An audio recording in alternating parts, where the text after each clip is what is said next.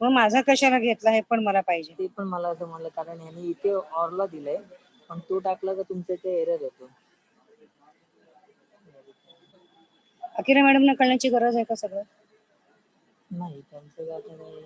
मग अरे ह्यानी असं दिलंय ते पण मला, तुमचा मेल आयडी मग का घेतला मला पण नाही कळत. मग मेल आयडी घेतला, पासवर्ड घेतला, मग हे बघ आलेलं आहे इथे.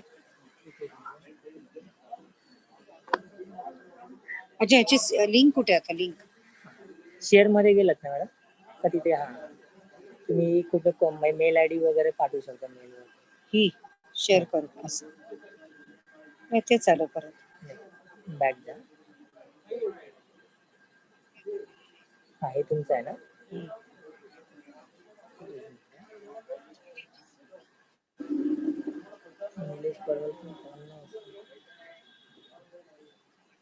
बॅक जा ना. बॅक कशी जाणार मी? शेअर शेअरला गेले. अच्छा, मेल व्हॉट्सअप वगैरे मेल करते.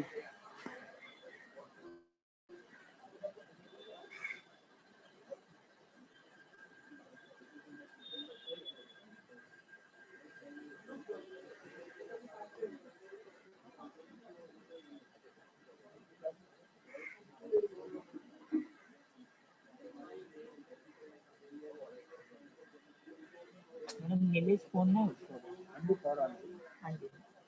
नाही, तो आणतो. मग याला कर, संजयला. संजय नाव आहे.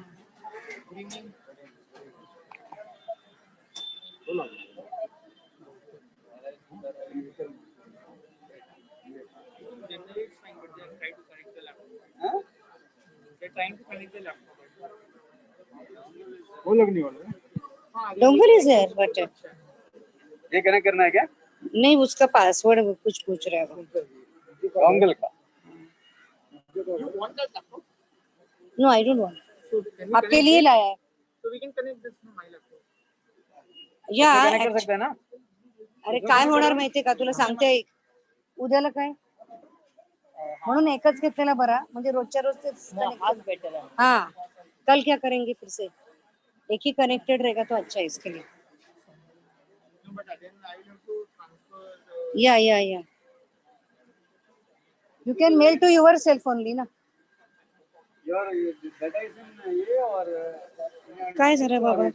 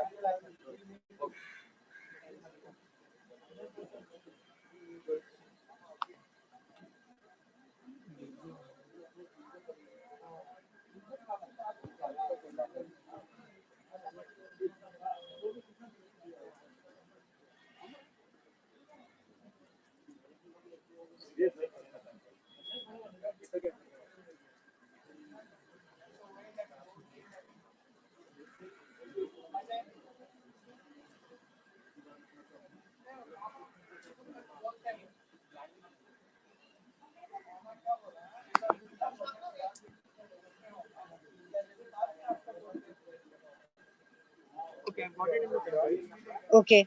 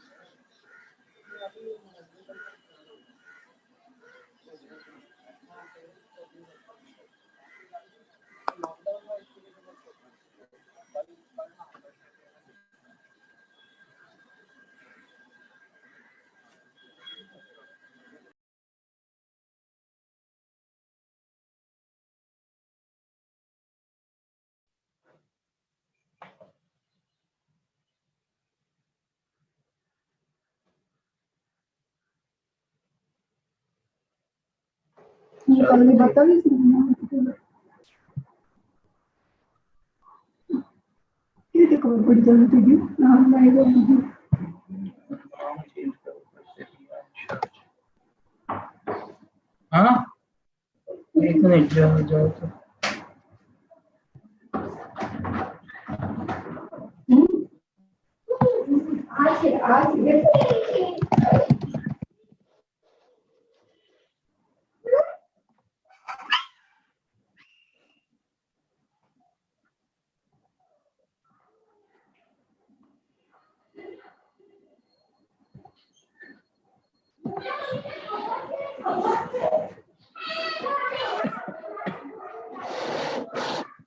मॅडम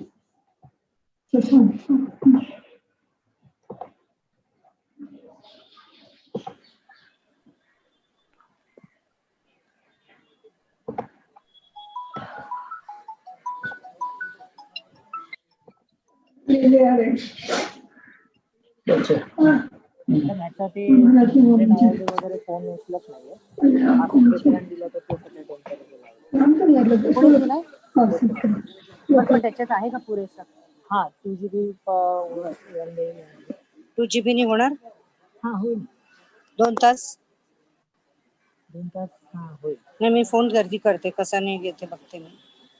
फोनच नाही उचलत आहे. बघते ना मी.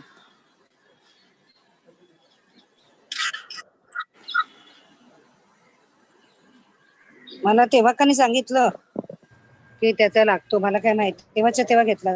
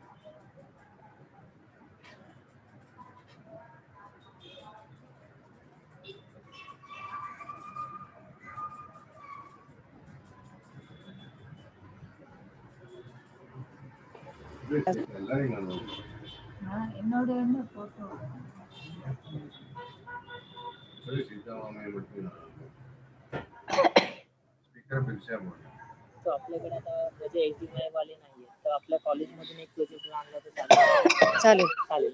पण हे सगळं तुम्हाला माहिती नसतं. This is surprising. अरे तू तिथे नाही, एक पण नाहीये का? हॅलो, आता कसं होईल? आहे रे तिथे एक टेबल. किती वेळ रे? काय करायचं? 6:03 झाली. एक काम करतो, तू येतो इकडे. हॅलो, तू इकडे ये, मी तिकडे जाऊन बघतो. म्हणजे 6:30 वाजव हा आता. तू ड्रॉवर त्याला सांग ना, तो तिथे तो काय आंधळा आहे का? तो बघेल ना पाहिजे तिकडे. असं कसं रे तुम्हाला? सगळं बोलणं झालं ना माझं. मग आता प्रॉब्लेम काय? आता ही म्हणजे ह्यांचा जो प्रोजेक्ट आहे ना, त्याच्यामध्ये HDMI केबल नाही आणि याच्यामध्ये HDMI VGA पोर्ट नाही. मग तुम्ही दोन्ही नाही घेऊन आला? तुम्ही जे काय आहे त्याचं नाही, कारण आता जे नॉर्मल असतात ते सगळे HDMI. हा त्यांचा आहे ना ओल्ड वाला आहे ना प्रोजेक्टर, त्याच्यामुळे ते नाही. मग विचारायला पाहिजे होतं की आहे की नाही.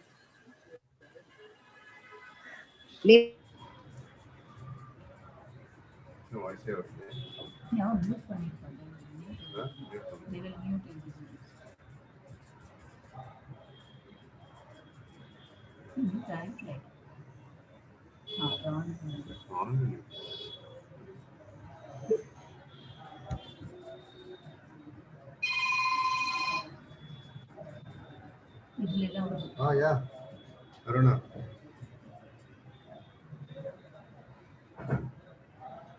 Today we got a meeting regarding the rumors of that. Hello. Yes, darling. You want to?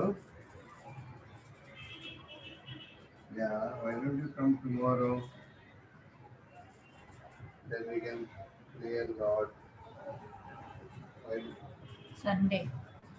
Tomorrow is Sunday, no? Then eat here, and then we can play, and then we can do that basketball, like that. Board. Now I'm in a meeting. I got a meeting.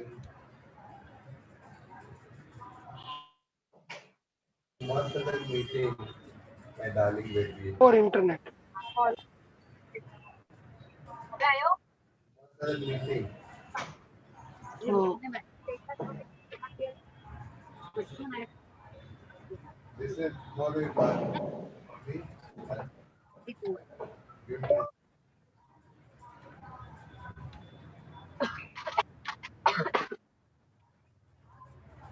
Tomorrow, tell him I got a meeting. We got an online meeting in Master and redevelopment. Just started.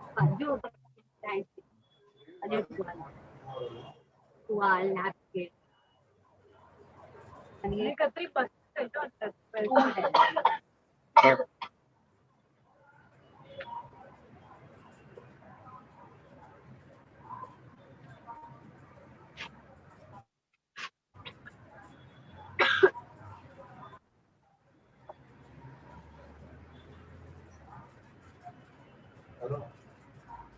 Where you are now? Where are you? Okay, once he starts playing, then he'll start playing.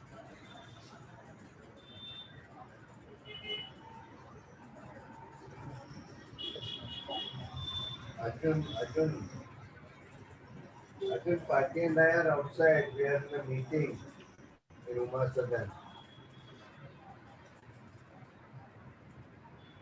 We are going to meeting. We got a meeting, baby. Tomorrow, no, tomorrow you'll come here. I put.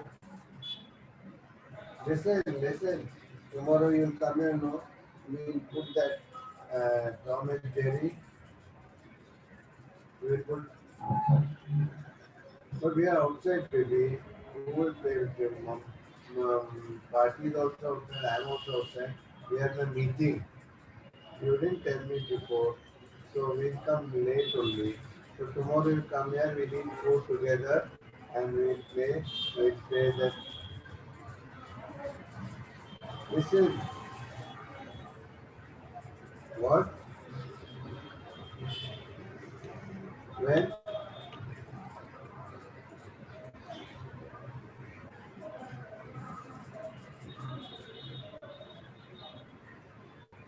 You are Avni. Avni is speaking or Arjun is speaking? Okay, you tell him that after Dilkana, you will come here and my meeting also will get over. Then I'll be free. You can come in, you can come with the food and all that. And then we play.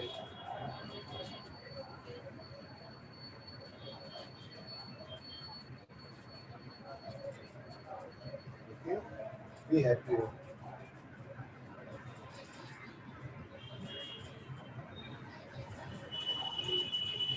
Because we are outside. We are out. We are देखो outside. इधर इतने सभी लोग admit हो गए हैं। एक group में डाल दो ना कि ड्यू टू ग्रुप पर क्या डालूं? प्रोजेक्शन हो गया कनेक्ट तो Restart. Arjun, be my best. Arjun. नहीं तो एक काम करना, प्रोजेक्टर का अभी मत कर, इसमें ही जूम मीटिंग चालू कर दे और इसमें ही प्रेजेंट करने को लगा देना उनको, समझा? Are we starting the projector आते रहेगा तब तक फिर करना, तब तक एटलीस्ट वो इधर इसमें चालू कर। सब लोग जो है they saying through Zoom only, जैसे जूम पर है बताया तो they are not ready to come here. बरं आता मला सांग की हा प्रोजेक्टर नसल्याने काय फरक पडतोय?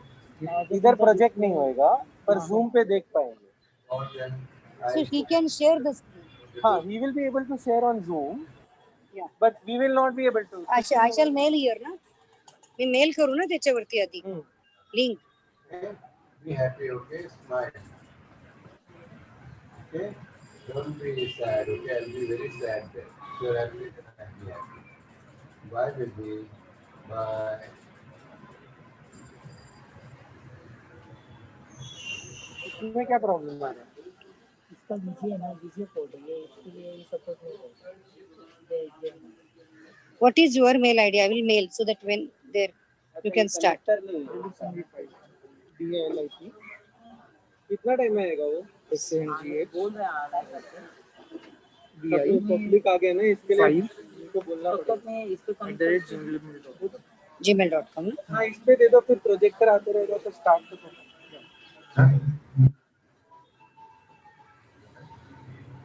मैं क्या बोलती हूँ, जो वो उनका चेहरा नहीं दिखाई देगा, बट शेयर स्क्रीन तो हो जाएगा we ना। will not be able to see over here. The participant will not be able to see. Ah. Zoom wale will be able to see. So they all can see on Zoom currently.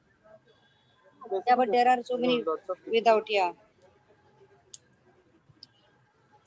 See, but they will not be able to see me. They will only be able to see हाँ, the presentation. yeah. That was ma'am's complaint. That's true. But they are But here. इसमें भी camera नहीं है, ये project ही करेगा आपका PPT को. इसमें करेगा, but this project is only for the The members who are here. हाँ yeah. Those who are on Zoom. PMCT meeting है ना? PMC1. Those who are on. Start.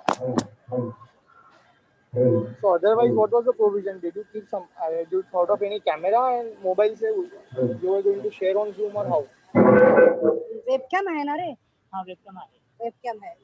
Because if you share the presentation, has to be very near to me. Otherwise, it will not. My voice won't go through. So we will keep that mic with you near so that it will automatically.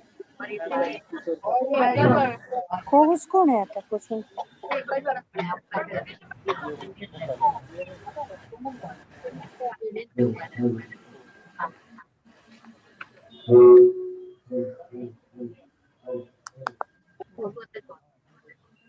इसमें मुझे बताइए ना मड़े घर से join करी Chitra aunty ने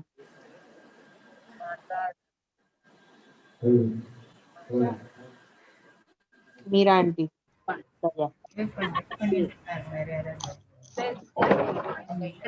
अच्छा है मम्मी मी राजू गाला ती पण नाही એટલે शशांक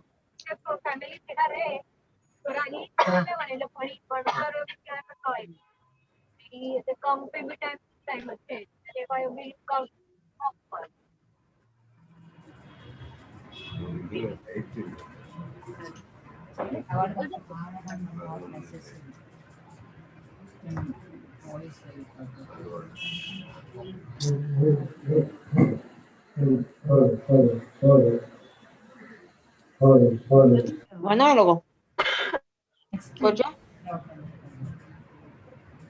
ना पंडप थी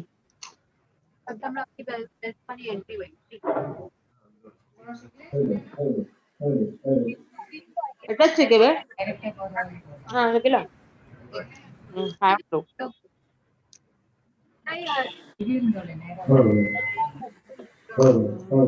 I will send you the link. You also join. I already sent. So you But I join. only joining from this laptop. Yeah. I don't require the link. Okay. अरे काय ते बरं हे काय झालं? आता जरा तू आता विजय वाला एक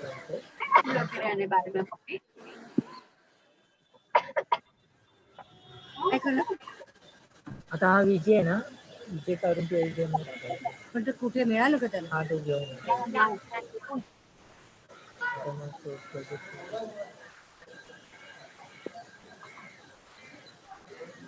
हे सगळं अवॉइडेबल होतं का याचा विचार करा.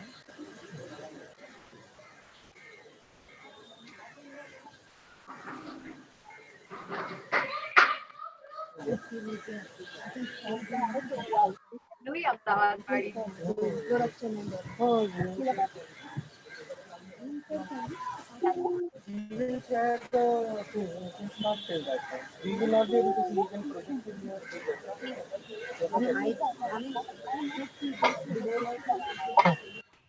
that also we can do. Let's start introduction. We can give you introduction. अरे काय घेऊन येला लॅपटॉप घेऊन येते केबल नाही आहे ती ये जो है ना वो पुराना उन्होंने वो सोचा नहीं. हा प्रोजेक्टर पण आहे चालू केला फोन ना मग आपली चालू ठेवायला तो फोन कर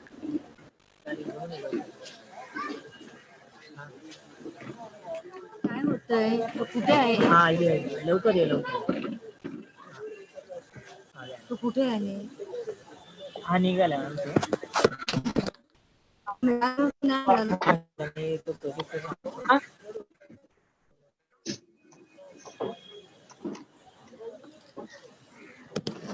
लॅपटॉप इधर आहे का? त्याची वायर तिथे तिथे बघ ते सगळं तिथे घेऊन येते वायर वैसे भी कनेक्टेड नहीं है ना, कौन सा? ये वैसे इधर ले लेना इधर. हाँ इधर.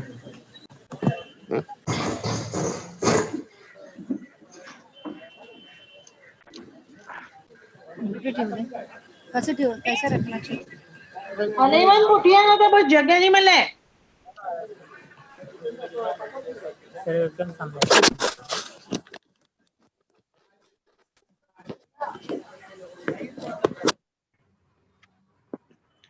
खोलेंगे.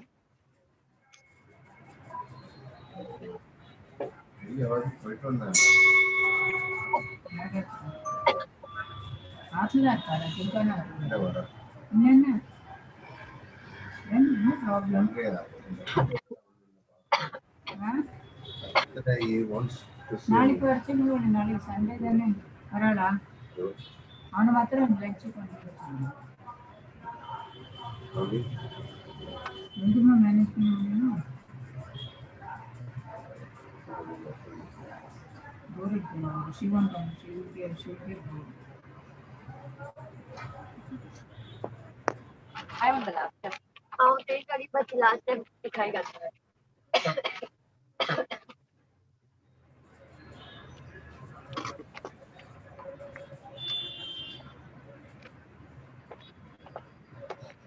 टिपक तुमकडनं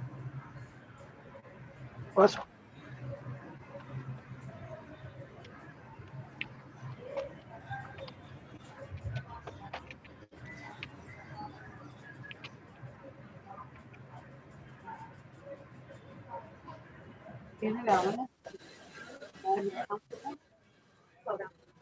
सोयाबीन होता तो थोड़ा कच्चा है पण लोग चो ये क्या करना है? हाँ हाँ लो. काय म्हणतात लिए ऑडियो वीडियो लिए कैमरा लिए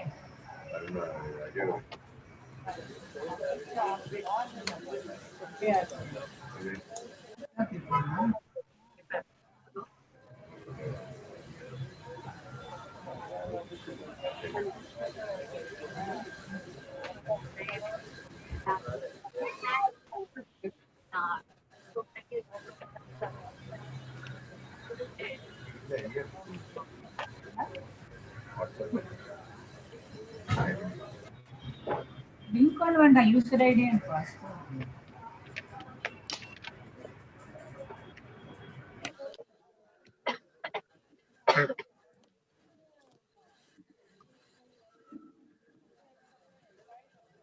मी रस्ता कुठं लागलो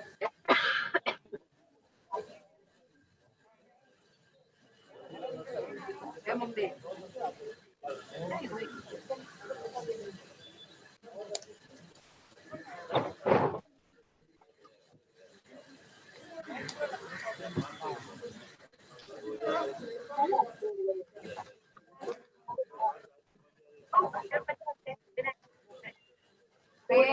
आलं की काय होतं हाँ मॅडम झालं. नाही ना तो आहे कुठे येतोय तो बोल.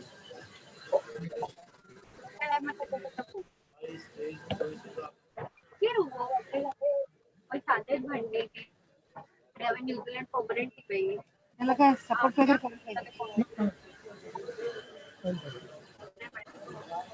अगर ये बात कर रही है होते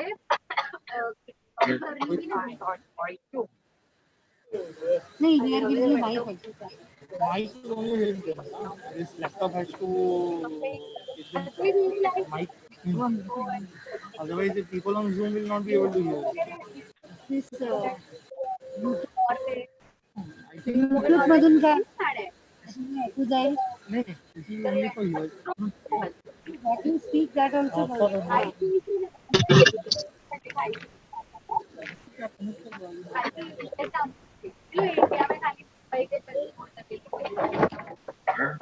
मुंबई People,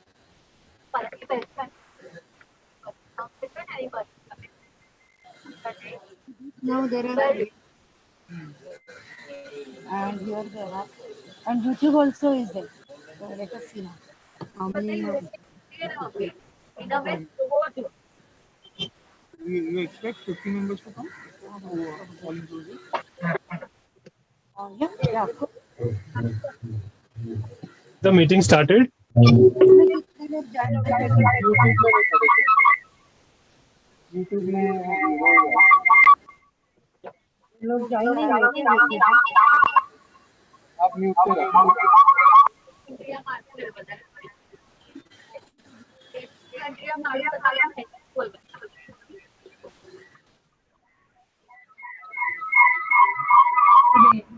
എല്ലാവരും മ്യൂട്ട് ചെയ്യും.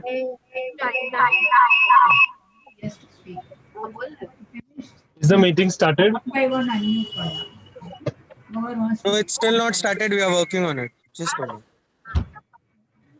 So can I disconnect and join after 5 to 7 minutes? 5 minutes is okay. We are just trying to start.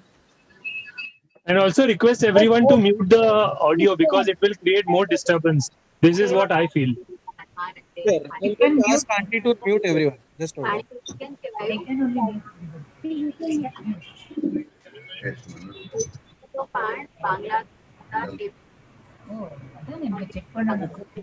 Allow me.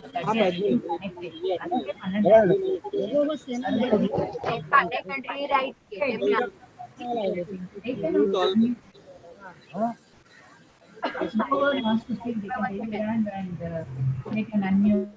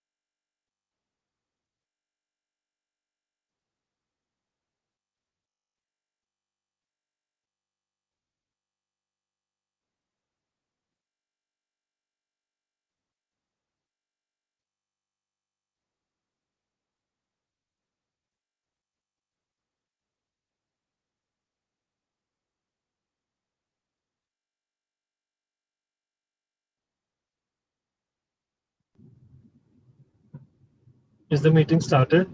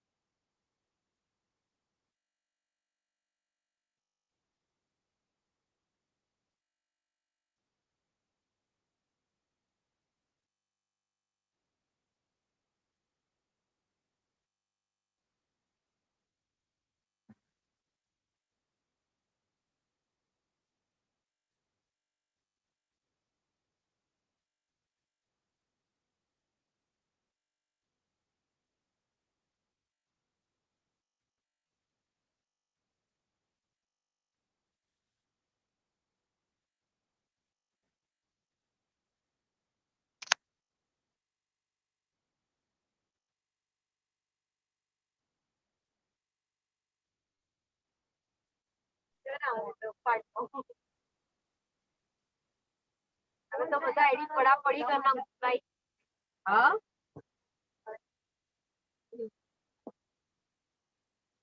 Hello બજાઉ हाँ सबको जाने सब हाँ तो अच्छे कर स्टेशन में आजू बाजू हाँ भीमा सर स्टेशन भी है तो એટલે પાણી બચાવો આગળ વાહ પણ ઈ પાણી કચ્છ એક્સપ્રેસ અને સયાજી નો ઉભી રહે તો પાલીતાણા વાળી નહીં બસ નંદી ટ્રેન માં નહીં ઉભી રહે પપ્પા તારે પતિ રહ્યો સચ્ચી સાચું કરું please Liverpool oil no setting અનનો કરો કરો કરો તારે કરો વાંધો નો કોઈ પ્રોબ્લેમ નહીં એ પછી મોકલાયો ની કે કોડ પપ્પા કોરે 210 લ્યો હા જો 210 યો દિલજીભાઈ મોકલાયા ડિટેલ્સ છે આવા અલાઈડ હા અલાઈડ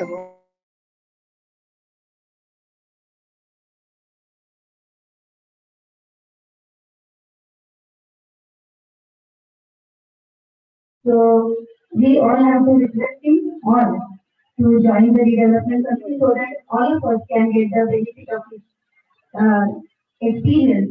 He had been very active in the earlier redevelopment projects which we had taken. So naturally we want him to be there. His experience matters. So am I right? This is नहीं अभी आपको सिर्फ guide करना है advice करना है actually active members are there are many juniors in as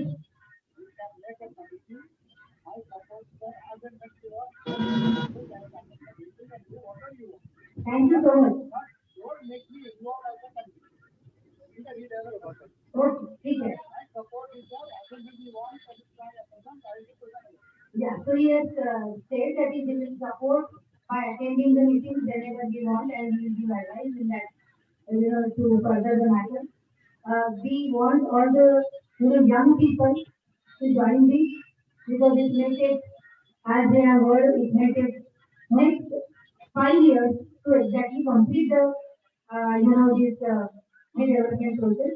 So those who are now young, by that time they will become, more experienced, so we want them to join. And now I would request Mr. Ramanathan to speak few words. काढली का तुम्ही बंद केला बंद झालेला ना परत connect करायला लागेल वाटतं आता त्या फोन बंद कोणी केला आता काय माहिती कोणीतरी बंद केला त्याला काय होतंय प्रोजेक्टरचं आहे ना केबल आणायला गेलाय 1-2 मिनिटात येईल प्रोजेक्टरचं पण म्हणजे त्याच्यात तो चार्जच नाहीये बिलकुल चार्ज नाही त्याची जी केबल आहे ना मेन ती नाहीये ऍक्च्युली म्हणून नाही. 1-2 मिनिटात येईल. नाही मग मी काय म्हणते की आता त्याचा सुरू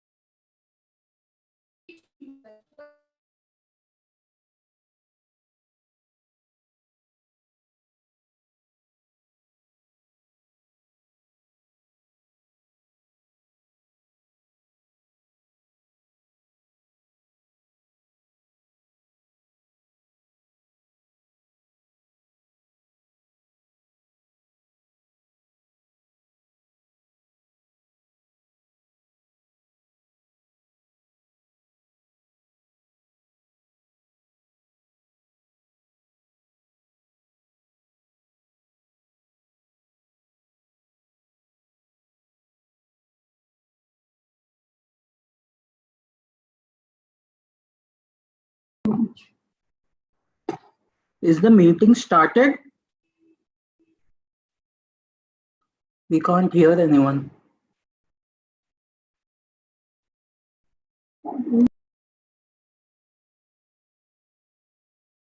Let's forget. Just wait for 5 minutes.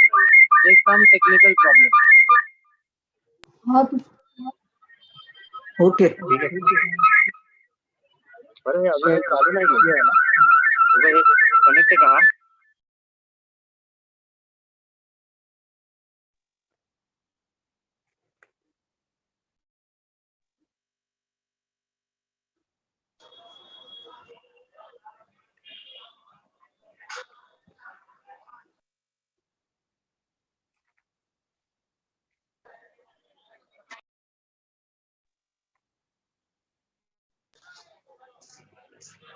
Hello, was the meeting started?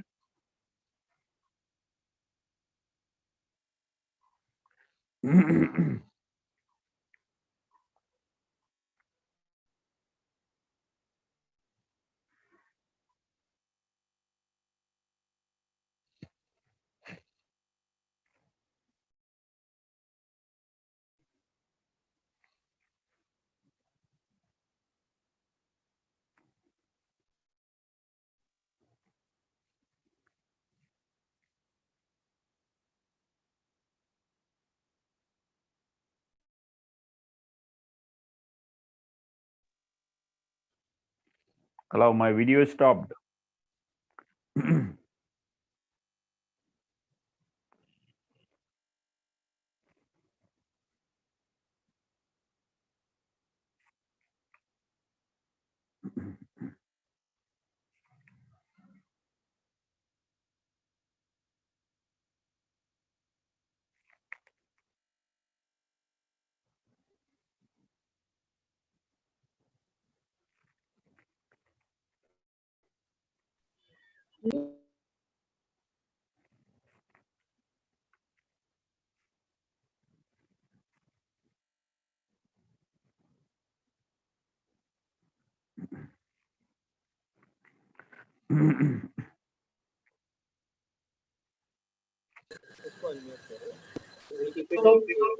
and now media and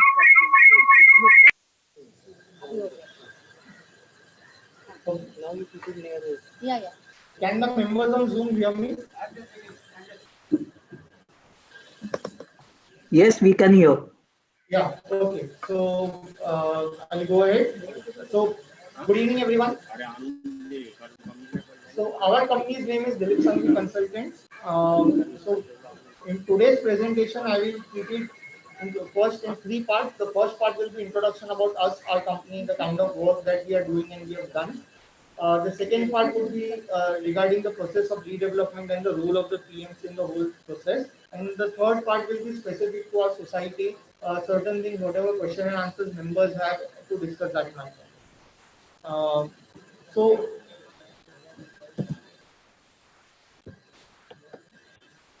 starting off, Dilip Sanghvi Consultants is a firm established by my father, Shri Dilip Sanghvi, in 1990. My name is Sagar Sanghvi. My father and me, both of us are managing the whole company. Dilip Sanghvi is a BE Civil graduate of 1977-78.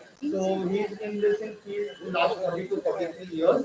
I have done my bachelor's of architecture, masters in architecture, and I've been in this field for last 14 years. So first, I'll give a brief background about me and my father and my company.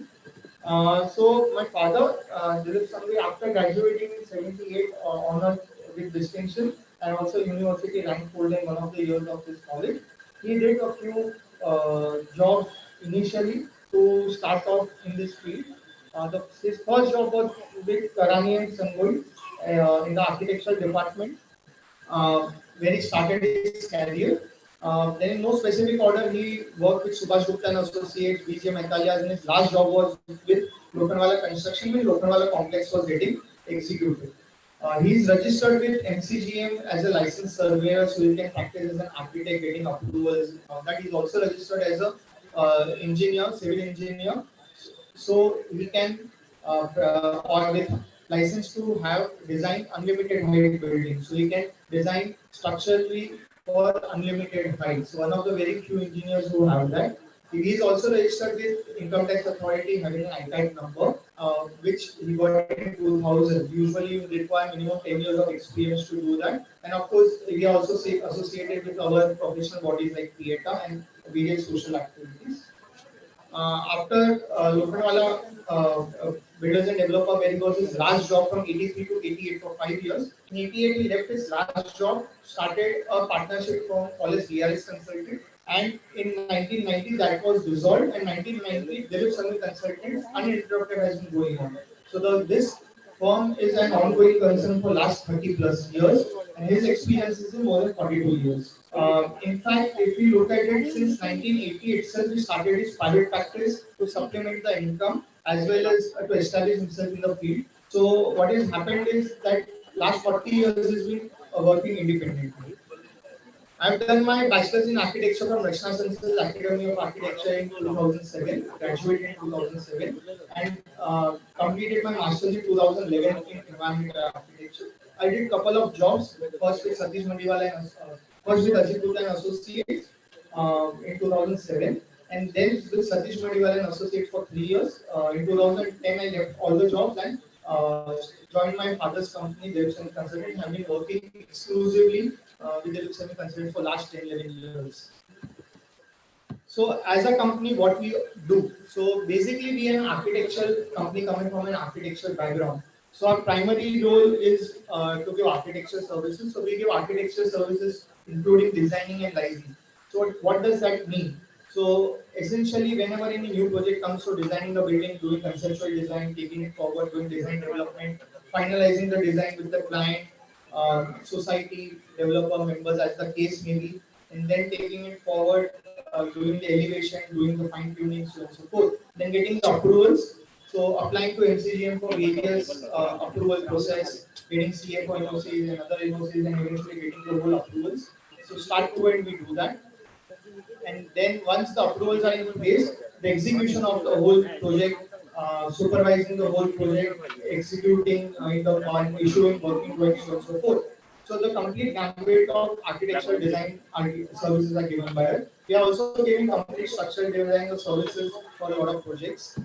And of course, we are doing project management or giving project management consultancy services to societies for redevelopment as well as self-redevelopment. So essentially, essentially consulting with society, guiding and giving advice to the whole campaign, supervising the whole process. Of course, we are also doing valuation jobs for society since last so many years for property, valuation jobs for property. So this is the whole gamut of work that we are doing in terms of services that we are giving. Apart, Yes.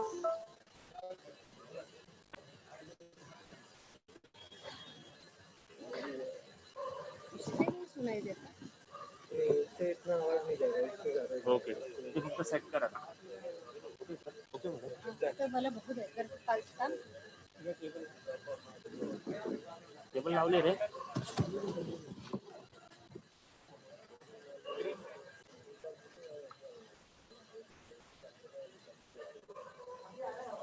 पाठी घ्या ना ते table. नाही ना madam, थोडा view मोठा करू आपण. व्ह्यू थोडा चेंज करून बघ त्याला.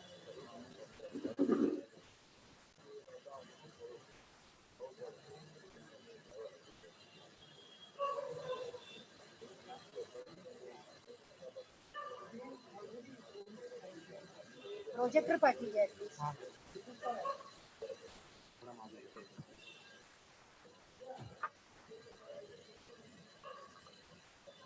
आता झालं बोला.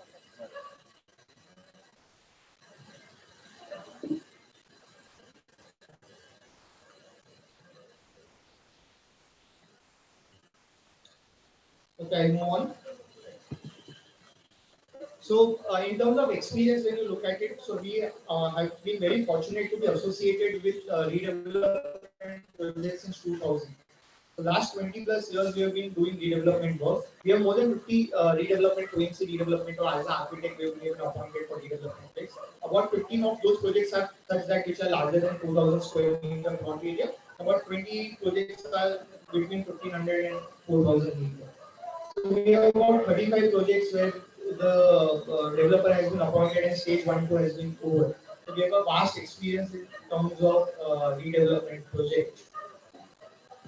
So we have, apart from redevelopment project, we have been working since early 80s. So in early 80s, 90s and early 2000s, we have done a lot of open plot of greenfield projects. So we have completed more than 200 buildings. We are giving as services, architectural services or structural services, so on and so forth. Some of our larger projects, most of these projects were outskirts of Mumbai at that time. There were not a lot of open plots available in Mumbai. So we have done a lot of work at outskirts of Mumbai like Dahisar, Borivali, Mira Bhayandar, Vasai, Backbed, some of the projects in Murudphala Belt, and a lot of projects in Navi Mumbai. That was a very upcoming area in 90s and 2000s. We did a lot of work in Vashi, Kolkata, Panvel, Nerul, that area. Of course, a few projects in Mumbai suburb also we have done as open plot projects during that time. So we've got quite a few projects where we've got redevelopment processes over and stage 1, stage 2 is over. Some of the projects which we have got the NOC from Deputy Registrar, we have just listed it down. Of course, the profile that I have given to the society contains all this. So some of them is Kapul Joor, New Vasan, Lokit, Chandni, Mohan Sadan, Shri Meenakshi, Vishwamitra, so on and so forth. A lot of these projects are in instance server. So what we have done is in Chembur, Ghatkopar area, we have done a lot of projects. We have completed about 15 redevelopment projects where OC has been obtained, members are staying, and start to it has been completed. So some of those projects which are completed completely and people are staying are Ghatkopar and Chembur. So Parijat Society was our first redevelopment project. Those photos are there, so just detail it out at that point of time. Parijat Society, Maheshwar Jyot, Maheshwati, Valmiki, Malika Champika, Meena Building, Vishwamitra. So various sizes from 400 square meter to 40,000 square meter. We have a wide gamut of work that we have done. See, our biggest redevelopment project as on date is Maitripad Society, where we are PMC since 2013. The project has been ongoing since 2006, and it's about 37,000 square meter plot area and more than 270 plus members. Hirangan is a developer and phase 1 is over, where couple of buildings or couple of towers have already been constructed, and now negotiation for the next phase because of changes in rules and all those are going on. there is a possibility that Hirandani may not continue and another developer will come on. Unfortunately, cannot share a lot of details, but that process is going on. Apart from that, our next largest project is Vishwakarma Nagar, the joint redevelopment of 5 societies, about 18,000 square meter, which is there in Mulund East, Mulund West. So there the tender is going on. We just issued another ad about 15 days or 20 days back. Apart from that, we have about 5,000 square meter plot area in Chimpur, Ghatkopar, or rather more than 4,000 square meter. One is Sindhuval Society in Ghatkopar East, Shrikant Society in Ghatkopar East, then Atomica Society in Chembur, Navamunjal Nagar in Chembur, then we have Sandeep Park Society in Chembur near Shivaji Putla, quite a few projects, smaller projects in Pestam Sagar. So we are doing a lot of work in and around Ghatkopar and Chembur. Of course, our office is situated very near from here. It's at Vikrant Circle. Earlier, Cafe Coffee Day, and now Barista is there. So same building, first floor. So hence, we've been being in this locality. We've had a lot of work here. So some of our completed redevelopment projects. This is Maheshwar Jyot, that is Root Business Center. This is about this is completed about nearly 10 years back. It's a completely commercial building. So then this is on the left side, Champika Malika building. It's about 1200 square meter plot area. Valmiki, which is about 600 square meter plot area. Both of them completed more than 10 years back. Then on the left side is Parijat building, the first building that we have done. This is completed somewhere 2004, 2005. About 600 square meter plot area. Again, Maheshwar. Okay, that's also 600 square meter plot area. This is Raji building, is about 1600, 1700 square meter plot area. This is again Ghatkopar East. All these projects are in Ghatkopar East and very near to our office. So this is now Chaya Society. This is completed in around 2016 or so, 15, 16. So this is basement, still podium plus 15 floors. The maximum height that you can go in Ghatkopar. Available locally. Mayfair Mystic is known as the new building's name. Mayfair developed their first project in the eastern suburbs. So these are certain photos of the lobby. So this was taken about a year or 2 years after the building had been occupied. So very well maintained lobby and very well done. So we are the PMC architects for the project. So that was very near to our office near Vikrant Circle. This is Mohan Sagar building, again very near to our society. This is completed in 2015-16 timeline. This is about a 9 plus 9 floor building. It was on a 20 feet road, so the height was restricted to 9 floors, so we could not go beyond that. About a 1,000 meter plot area. This is New Vasan Society, about 1900 square meter, 1800, 1900 square meter plot area, which is in Garodia Nagar. So this was again still podium and 13 floors. So this was completed in 2016-17. This is Vishwakarma Society, about 600 square meter plot area, completed in 2017. So all these are our completed redevelopment projects. This is still plus 10 floors, still plus 10 floors. But height we have gone about 45 meters or so. So again, not good. We have a restriction of about 50 meters in Ghatkopar, can't go beyond that. This is Meena building. So this is again Damji Shamji like the developer. This is completed in 2018 or so, somewhere 2017-18. Still 3 podiums and 11 to 12 floors. So very well done. So left side is the visualization, right side is the actual photo. So these are some of our completed redevelopment projects. This is apart from about 200 projects that we have completed as open plot over a period of last 20 years. So what I'm showing you today in terms of photo, these are pure redevelopment projects appointed as architect of PMC for the project. So this is Mehti Park Society, 2 towers constructed by Hirandani. On the left side is Amaya Society. It is under construction. We have completed about the still podium plus 9 floors also are completed. It's our 14 floor building. The right side Chandni, 1 floor is remaining. A lot of work has been done. Maybe in next 6 months, OC should be given.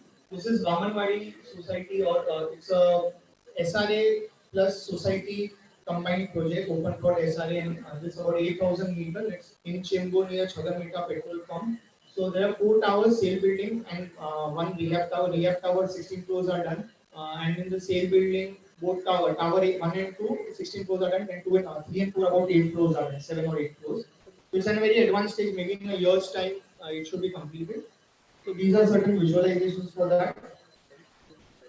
So some of the projects which are at approval stage. So this is Mahalakshmi Museum, about 1500 square meters split, 3 podiums and 15 floors. We are going. Then this is Lokit Society, very near to our office. Again, still podium and about 13 floors. About 5,500 meter plot area. On the left side is Roma Sadan in Borivali, Chembur Smriti. On the right side is in Chembur on RC Mark. So the building has been demolished and we have come up to PIN and PIN CC and further CC has been granted. And now first floor onwards the work is going on. Roma Sadan we got the approvals, but we are waiting for construction to start. On the left side, Shankar Sagar, which is applied for MCG purposes, plan has been finalized. Kangra Valley is also at approval stage. Then this is Mahavir Ashish. We earlier got IOD, but after the new rules and new renegotiations, we have again now just applied for MCGM. Now, this is a brief overview of what kind of projects we have done or what kind of work we have been doing, showing certain photos.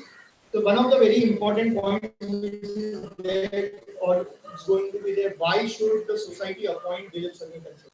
One of the very important points or questions that we always come across in this from the society. So these are the few points that we think that society should consider or why we feel that we should be appointed. One, we are a very experienced architectural firm, being architecture consultant, structural consultant, government registered valuers, as well as project management consultants for societies.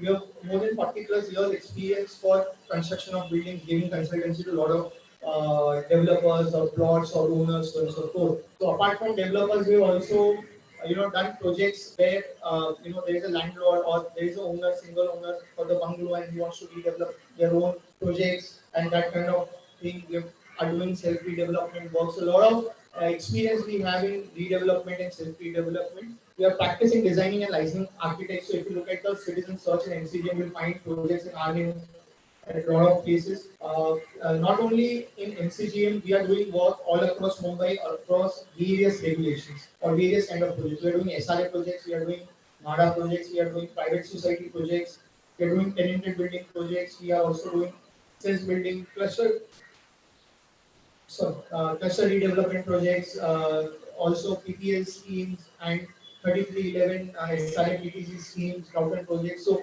when you look at it, 3319 commercial redevelopment projects. So when you are looking at it, all kind of residential and commercial projects that can be done in Mumbai, we are doing nearly all of them are either done feasibility or appointed by the society and are done various projects. We also dealt with projects with collector land or leasehold land, so on and so forth, estate plots. So we have a wide variety of experience in terms of redevelopment projects that we are doing. We also have a very good knowledge of the legal rules that keep on cropping up or happening with respect to the redevelopment of societies.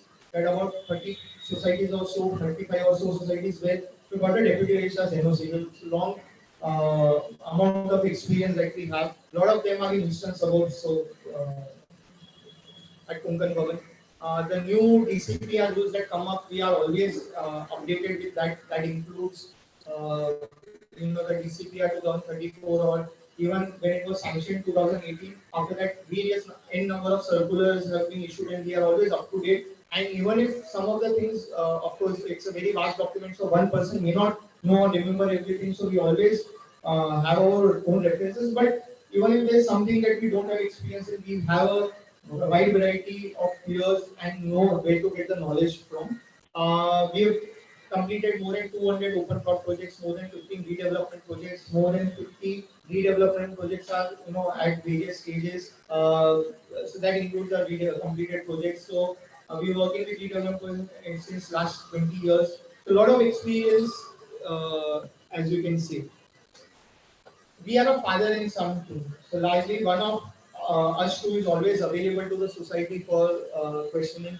We also believe, to make the whole process of redevelopment is a difficult process. It's a long process. We try to make it as simpler for the society as possible. The way we look at it, we are the catalyst for the project. where we give all the input, guidance, consultancy for society to take a decision at all points of time. Always being involved with the society.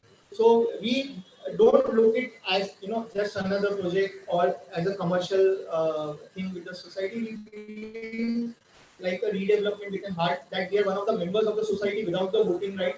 So what we would do if we are one of the members, we come from that angle. Of course, fees and project on a professional level is always there, but what we are always looking at is to adding value to the society, being the consultants to the society.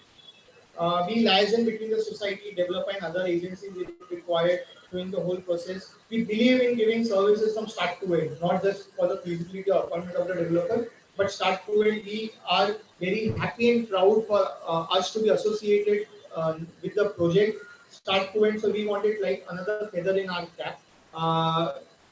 One of the things we also do is we try to be present for all the committee and the redevelopment general body meetings where we are invited and the subject of redevelopment is going to be discussed. So that is being one of our things. Of course, we are very near to your society, about it's 10-15 minutes drive, it's very nearby. So that's good. So this generally completes the first part of the presentation where I was giving a brief background of what we are, who we are, and what kind of work we are doing. We have worked with various kind of developers from small to large, pan-India level developers as well as smaller local developers who are only working say either in Chembur or either in Ghatkopar, that kind of thing. We have done work in city, eastern suburbs, western suburbs. We are also doing redevelopment work right now in Navi Mumbai. So we have about 8,000 meter under the plot in Navi Mumbai where we are appointed. Now going ahead, this is the second part. So this will discuss what kind of redevelopment models are and what kind of the process the society needs to follow and what is the role of the PMC in the whole. So essentially, if you look at it, there are two major models. One is doing the redevelopment through the developer model, where a society will appoint a developer and will do all the work on behalf of the society. The whole risk is with the developer and society gets a fixed offer on that sense. Second is self-redevelopment, where there are 2 or 3 ways in self-redevelopment that can happen. So self-redevelopment through a development manager or self-redevelopment as a departmental model. Both of these we are not going to do, so I'm not going to go into details of that. The fourth possibility is a joint redevelopment or a cluster redevelopment kind of thing. I don't believe that society is looking to joint redevelopment, cluster redevelopment, so I'm probably not going to focus on that. So procedure of redevelopment, generally we divide the whole procedure of redevelopment into 3 parts, stage 1, stage 2 and stage 3. Stage 1 is with respect to the feasibility report and approval of feasibility report. Stage 2 is getting tender, getting offers and appointing the developer. And third stage is we divide into 3A, 3B. 3A is the pre-construction documentation stage and the 3B is the actual construction, execution and repossession stage. So before we even start with the stage 1, there are some prerequisites that society needs to do based on the notification issued by the state government on 4th July 2019. So that was guidelines for redevelopment process for the society. These are updated guidelines to what it was issued in 2009. So as per the guidelines, the first thing is about 20% of the members will have to apply to managing committee to go for redevelopment. After which the managing committee will take it this letters into cognizance and finally hold a general body meeting where the primary decision has to be taken whether the society wants to go for redevelopment or not and appointment of PMs. There are very strict rules for this. You need to give agenda notice to all the members.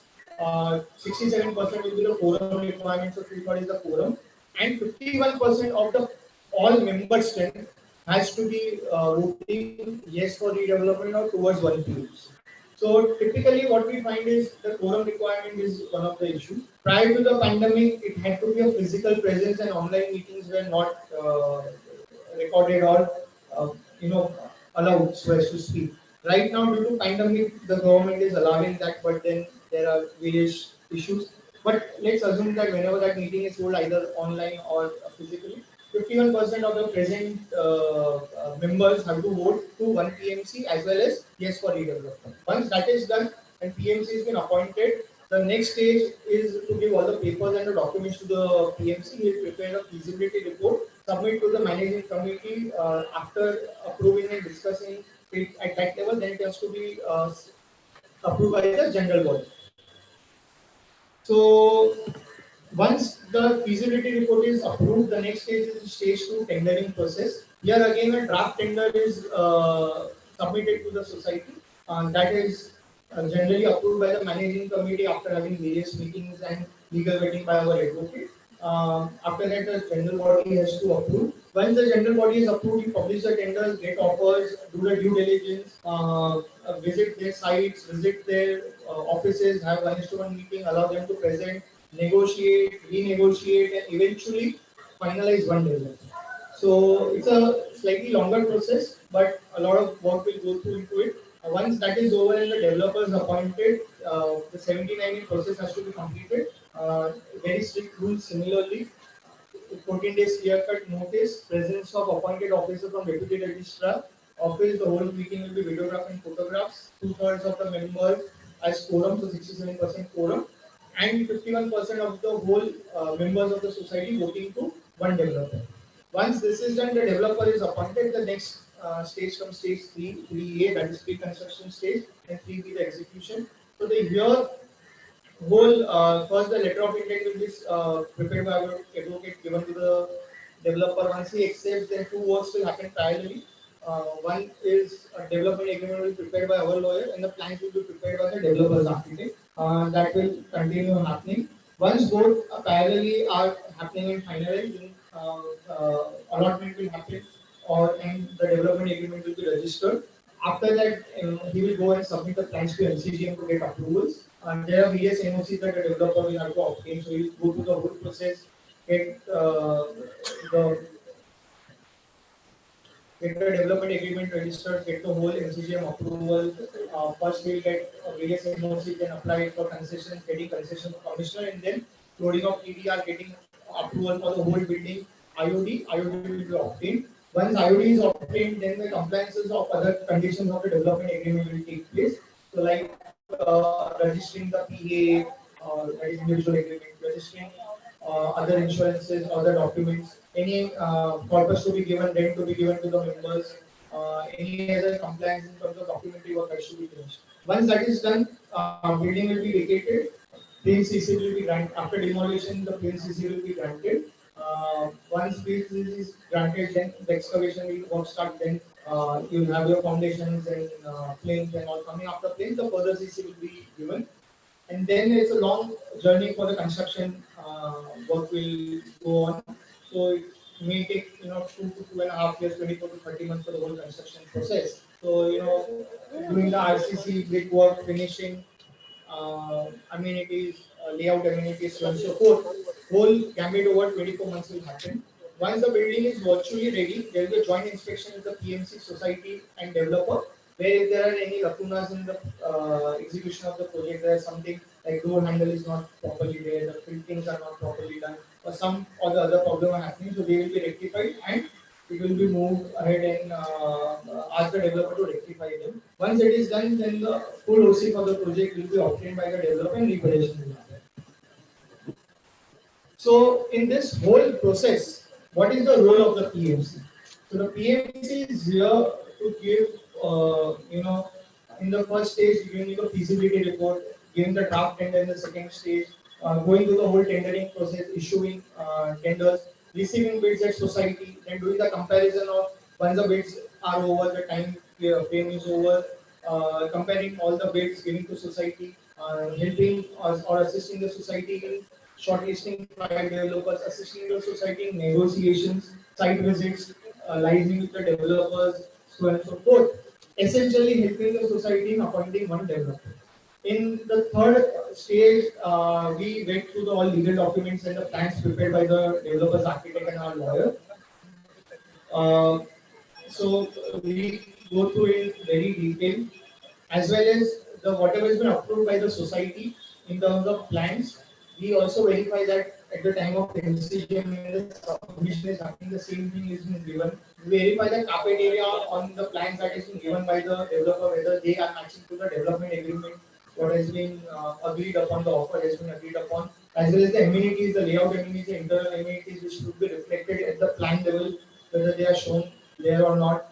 Giving a report on that basis. Once the approvals are in place, again having reports stating whatever is approved by the society is the same thing reflecting in the approvals obtained. If there are any deviations, pointing out it to the society, so and so forth.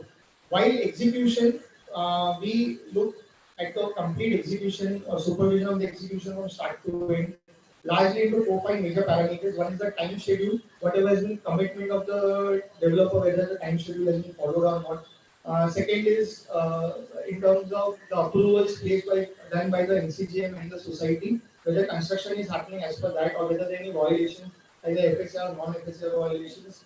Third is the quality of construction, quality of materials that we look at as per the development agreement, community list agreed, as well as the standards of the market.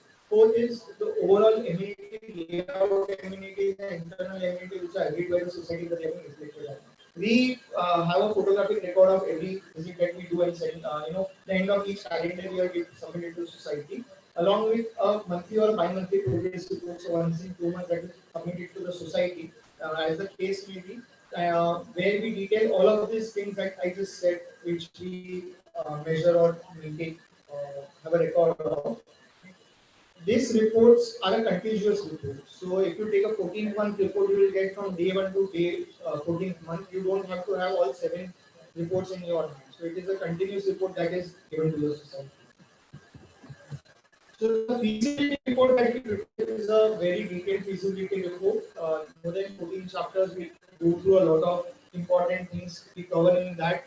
So specifically, that we cover in the first part is general, the concept and the benefits, drawbacks, so on and so forth. Second part is the very specific to society, where we are covering having various chapters, technical information, notes and assumptions. So basically, technical information will have all the information that we have of the society noted down, like plot area, numbers, carpet area, zoning, so on and so forth.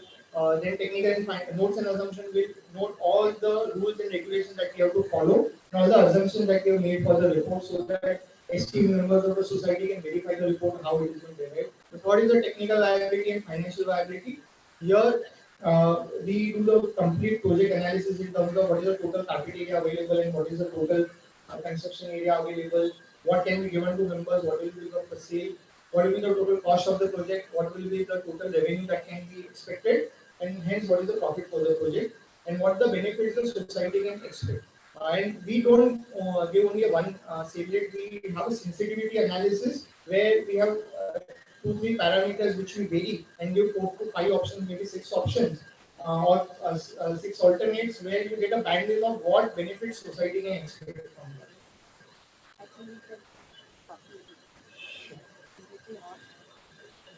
that. Then we have a list of amenities that can be expected from the developer, list of brands expected from the developer, and what are the conclusion and recommendation of our report. We also prepare a very detailed tender, or recently we have also been preparing a request for proposal, a detailed request for proposal. So basically, depending on at the time when we are coming to market, what model we follow, one of the two, but it will cover all the essential items that are required for society to get the bid on. Again, the comparison chart that we do is we do a very comprehensive comparison chart. Not only the offer in terms of target area, rent and corpus, this three being important parameters, but we cover a lot of parameters in commercial terms as well as other parameters. There will be certain pre-qualification criteria if the tender is there, compliance in terms of documents as well as the technical and financial capability or the profile of the company, where we cover a lot of parameters like how old the company is, how much projects they have completed, whether they have experience in Mumbai, in redevelopment projects, in open plot projects, what is the financial strength of the company, their solvency, net worth, so on and so forth.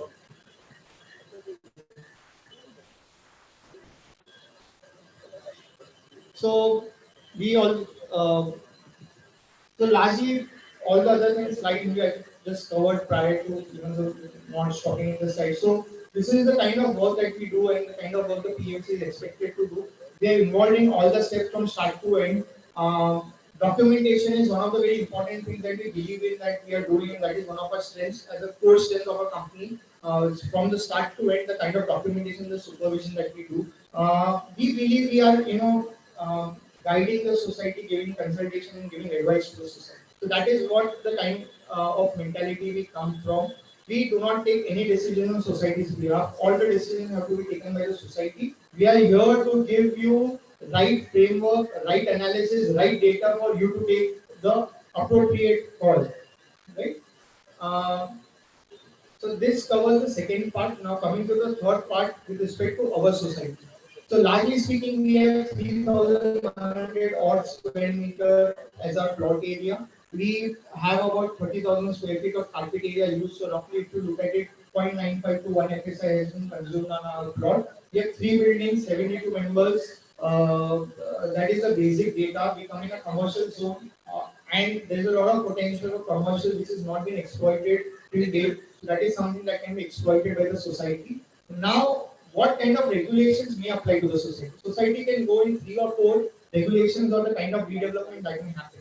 I will explain all 4 of them and then tell whether we may go for that or not. First is the regular redevelopment under regulation 30 and 3370. That is for societies more than 30 years old. The FSI is granted based on the road width, which we have about 24 meter road width. So you get FSI of 2.4 plus fungible 3.24. So when you're looking at 3,100, say 3,000 square meter for discussion sake, 3,000 into 3.24 is the FSI that will be granted, and the whole offer feasibility will be on that basis. There is no restriction on the amount of commercial the residential area that can be made, as long as the overall FSI does not exceed 3.2. So we may go for a ground floor, first floor, second floor, plus residential above, commercial of G plus 1 plus or G plus 2 or G plus 1 as the society may decide, and residential above. Or you may go for a completely commercial tower with offices along with 1 tower for residents, as the society may decide in due course of time when once we discuss.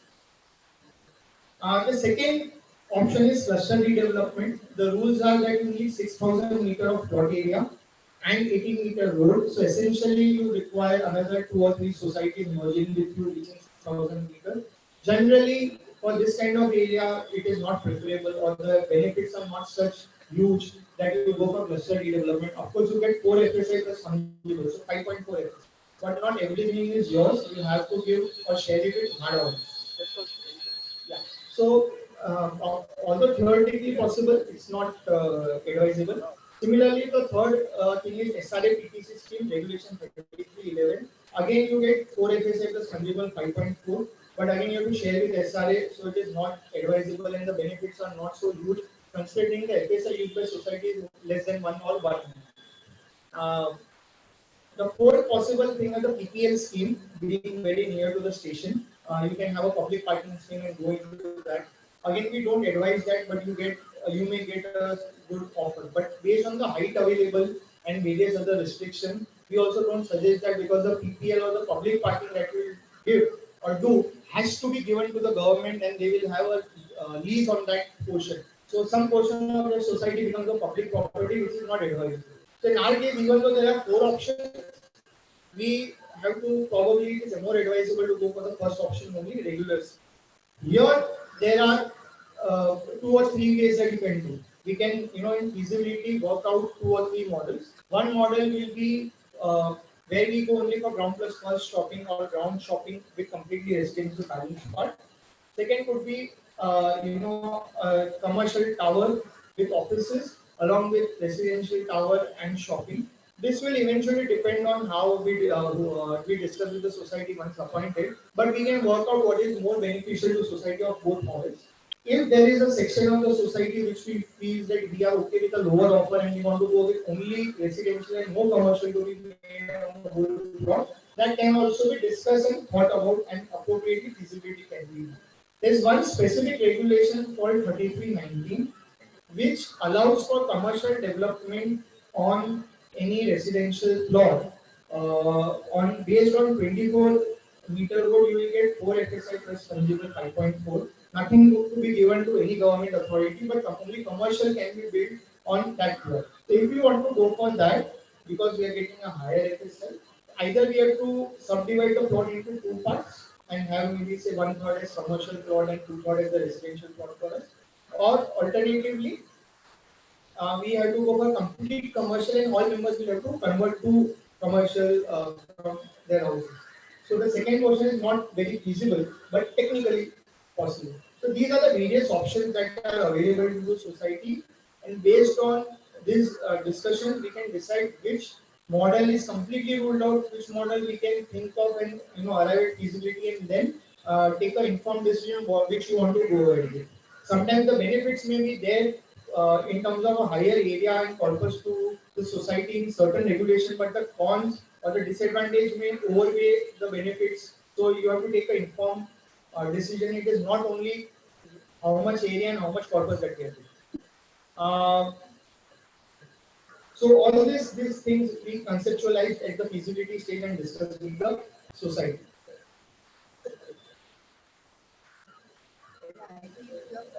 More or less I covered. I would like if you can speak like what is the general trend in that carpet and then So yeah. So two things I cover. One thing is what is the market condition today in terms of redevelopment and various activities that are going on. And second, what kind of offers can be expected by the society.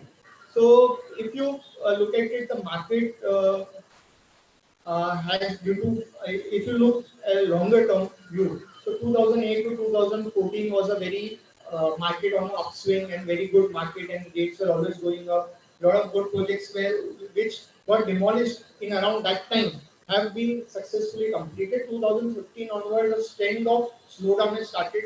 Though in 2015 people did not realize, but looking back 2015 onwards, the slowdown had started, so as to speak. So 2016 onwards, especially after the demonetization, the new TDI policy coming in 2016, dumping ground issues, the High Court ban on construction for 2 years, and then in 2017, the new DCPR, the GST, the RERA Act, so on and so forth, brought the whole real estate into a slowdown.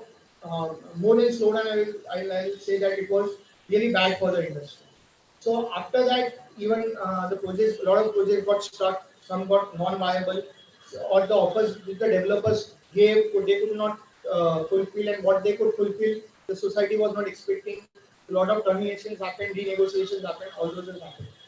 Today, after the COVID situation over the last 10 months and the slowdown earlier to that, we were expecting 2020 Diwali to be, starting the upswing. That has not happened due to COVID. But what has happened, the developers which have capital, which have finance today, are looking for good projects, good locations. So redevelopment deals after Diwali have started to happen. So the market in that way, in terms of redevelopment happening, is looking good. However, the offers are not that attractive, or I wouldn't say that aggressive, because there has been 10 to 20% slash in the sale rates for new flats and new commercial areas. Demand has been there. Demand is showing, but the rates are not being achieved. So that is directly impacting the feasibility for the society and the members, and the offers which can be expected from the developers have been reduced. Of course, for locations like our, we are in a prime area, so I believe we should get good offers, or at least offers from good developers, capable developers, which is more paramount and more important. Getting a good developer with good financial strength, good experience, background and profile, completing a project even at a slightly lesser offer, but completing on time or even before time is more important today than getting maybe 2% or 3% or even 5% more area and trying to renegotiate or negotiate. The kind of offers that can be expected here, see, market trend in terms of rent is going around say 70 rupees plus 10% or 65 rupees plus 10%. That is the bandwidth, 65, 70, 75 or 70, 75, 80. That kind of rents are ongoing in this area. The corpus between 1000 to 2500 rupees a square feet depending on the viability of the project. And the additional area, 35% to 45% RERA carpet area can be expected here. So this is without doing the feasibility and without having gone through all the documents, but based on what kind of basic information which has been shared based on our experience. This is a realistic offer that one can look at.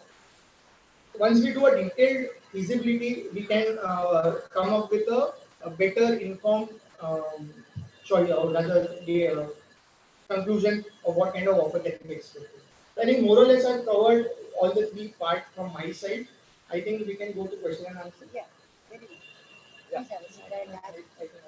Yes, have that. So do you want to cover first members who are present here and then we go to the Yeah, Zoom? that will be good. That will be better, no? Yeah. And I'll stop the sharing. Yeah.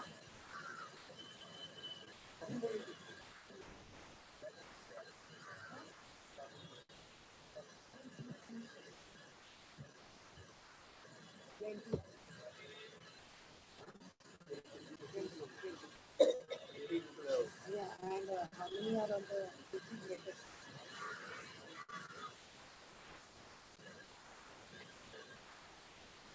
Have some copy with it? A copy. No, I will. Okay, shall I start with the question? Yeah. In what way RERA is and this society redevelopment for the society, what way RERA will be helpful or disadvantageous to the redevelopment process? Okay. I'll just give a brief background on the RERA thing and then how it will impact our development. So RERA was introduced in 2017, sometime in May or when it started to become applicable. So since then, it is compulsory for all the projects which have not been completed or which have started after May 2017. So it is definitely going to be applicable to us. So certain important parameters which or things to note for RERA are as follows. Essentially, it is to protect the buyers of, or the purchasers of the flats of the new project that the developer is launching. So the rules have, and of course also to protect the developer from the purchaser. So basically the transaction between the purchaser and the developer is what is covered under that. So from the purchaser side, that they have to pay the money on time. So basically that is the responsibility of the purchaser. And for the developer, they have to complete the project on time and deliver the amenities that has been promised to them. So basically, that is what is there in RERA. So one of the important facts or requirements, prerequisite is that every project where the developer intends to sell any flat or advertise for selling any flat has to be registered under RERA. Developers are not registered, projects are registered. So for any project like ours, once a certain amount of paperwork is done and certain stage has been reached, which in our case has to be obtaining at least IOD or Prince CC, then only the developer can sell the flat and after applying to RERA and getting their registration certificates. So what this has done is it has brought more transparency to the projects and it is protecting more buyers. All the information is available on the RERA website. Plus MCGM completely going online, so you get all the approvals online. So it is one transparency. More transactions are not getting cancelled or other. It's becoming better for the purchaser. The industry is getting transformed in that sense.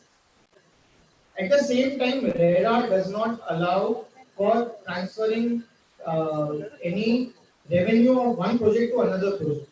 So this protects the project in one sense, but at the same time it impacts the costing of the project because the interest burden increases. First you have to spend your own money, then only you can recover from the escrow account. So what essentially it says that 70% of the funds which comes from the purchaser have to be kept into escrow account. 30% can be withdrawn without any expenditure. The balance 70% can only be withdrawn as and when the expenditure happens. So what is happening is this has reduced the developer's capacity to take on projects, which in a way is good. So any developer who is coming to us will only be there when he knows that he has the funds to complete or initiate our project to a certain level. So in bottom line, it has brought more transparency to the project, better for the society and purchasers. But at the same time, the offer is slightly reduced because the interest burden and the costing of the project goes up. But in local lingo, when people used to say, project mein koti firate, ek project se dusra, that is stopped. So a lot of that kind of work is gone.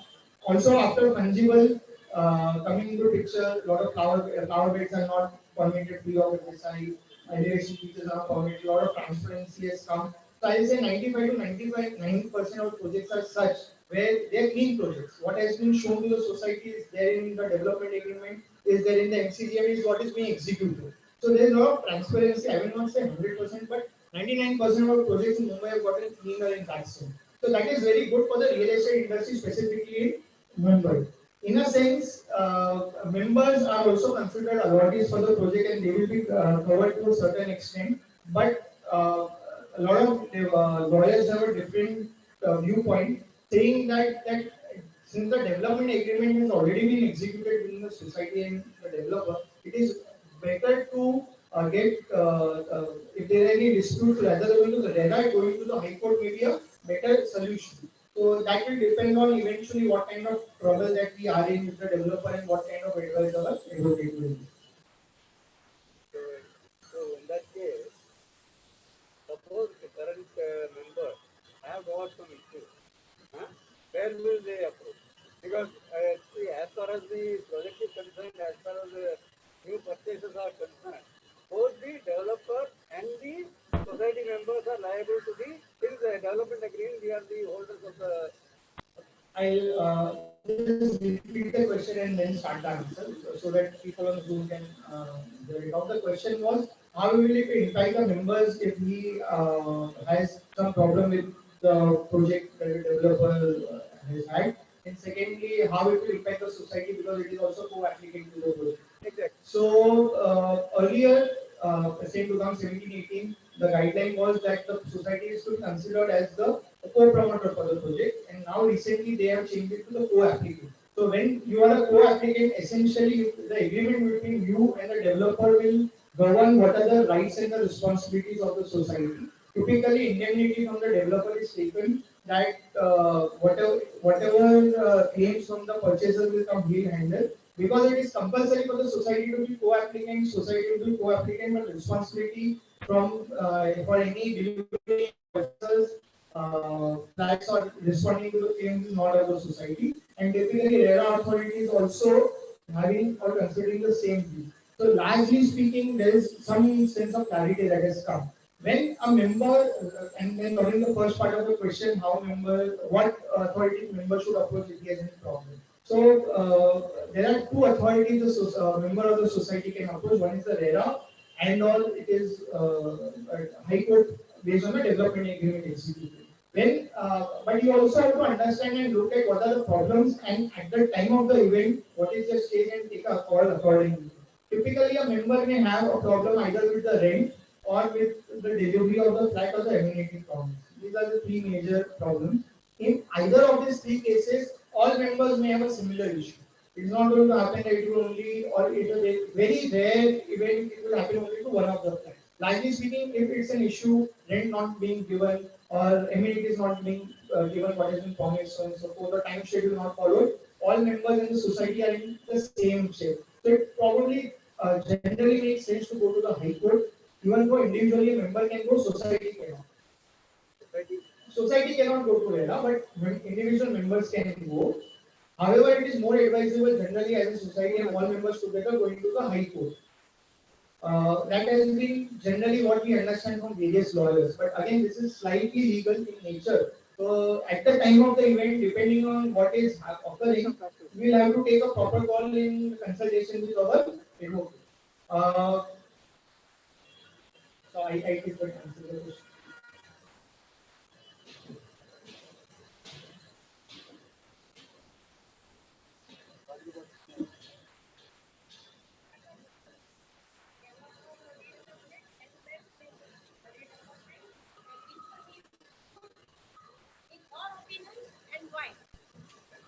Do you want to have a safety development? Also, society looking for it. So I just repeat the question. Madam's question was, what is the difference between a developer model redevelopment and a self-redevelopment? Corollary to that question, which is better and why? Right? So, yeah, in my opinion, which is better and why? So before answering the question, based on my understanding of the society, right now society is not looking for self-development. However, in an academic way, I'll answer the question. So basically the two models which are there.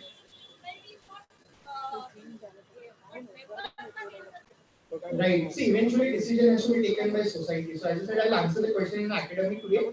Eventually the society and general body, whatever it takes a call is supreme. So as of now, my understanding is general body is not looking for self-development, but that opinion may change later down the line. So basically, developer model, redevelopment, and self-redevelopment are two major modes of redevelopment today. Largely speaking, if you look at the differences is when you are doing a developer based model, you are appointing one single agency, the developer, who becomes kind of a partner to your project with which whom you are executing a development agreement, who will do the whole work from start to end on behalf of the society, getting the plans approved from the members, then getting approvals from various agencies, any problems with respect to the property, resolving that, then once the building is vacated, completing the construction, any local or political level issues, resolving them, any other issues with respect to the members of property, trying to help assist the society in resolving that, as well as getting the finance to the project, taking the whole risk of the project, selling the flats which are balanced after delivering whatever is there for the members, and taking the profit for the project. So essentially, developer is doing from start to end everything, and he is giving a fixed benefits to members in the society, all balanced profit and losses of the developer. In a self-redevelopment model, essentially society takes on the role of the developer themselves. The society has to do all the work from start to end, and there are various models to how to do that, which I'll come to in a second. But essentially, society becomes a business person or a business entity as well, and taking all the work that a developer used to do. So they will have to appoint consultants and get the plans approved by the members, apply to MCGM, raise finance either to the bank or private investors, so and so forth. Complete the construction by appointing appropriate contractor and all that, marketing and selling the flats, so on and so forth. And at end of the project, whatever profit and loss is going to be there will be the society's profit and loss, which is eventually to be distributed to their existing members. Whether the fund is today available at the bank, and what are the countries getting the fund? I don't see it.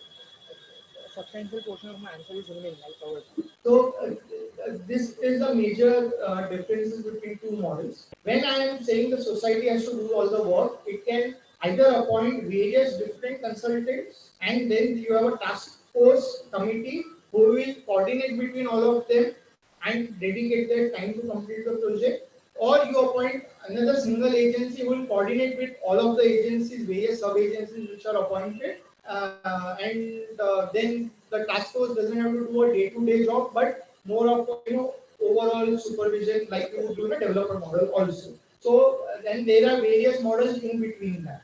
The major issue that comes in a self-development project are two. One is members' consent. If you have 100% members' consent, then self-development is viable.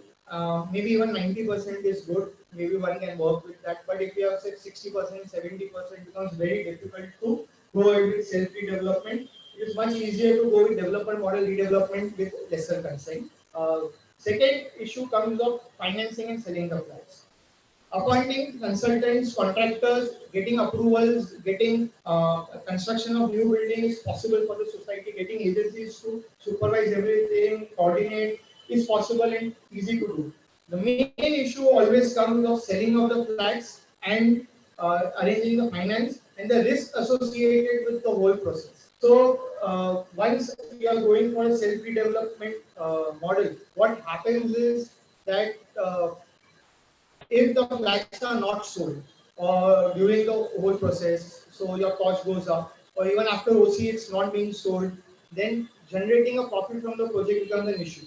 The loan or finance that you take either from the investor or from the bank has to be repaid nonetheless, whether you have sold the flat or not. So that's why it becomes a risky proposition. Second issue today is with respect to the finance. RBI has issued a circular to Mumbai District Bank, who was giving earlier finance to various societies, and they have asked them to stop giving finance to societies for self-development, because this is a commercial loan and cooperative banks like Mumbai District Bank are not supposed to do such commercial loans. So as of today, loans are not available. The company or rather the bank has represented to RBI, but RBI being RBI and being government agency, we don't know whether it will happen this in next 3 months, 6 months, 12 months, or if at all it will happen. If the bank finance is not available, then either the members have to raise the finance to their own internal accruals, or you have to find investors. Both are difficult in current market. So if the finance is there, or the members are ready to purchase, say 20 to 30% of the new saleable area which is going to come into the market at X rate, maybe slight discount from the market rate, then this becomes a model which you can think of. There are pros and cons to both models. Neither of the model are inherently better. It depends on the specifics of the society which is better. Generally speaking, what we found is smaller the society, self-development works better. Larger society, chances of dissent and disagreement are slightly higher. If that is not there, then one can look at it, but the finance issue has to be resolved, which currently is slightly difficult. I hope I have answered.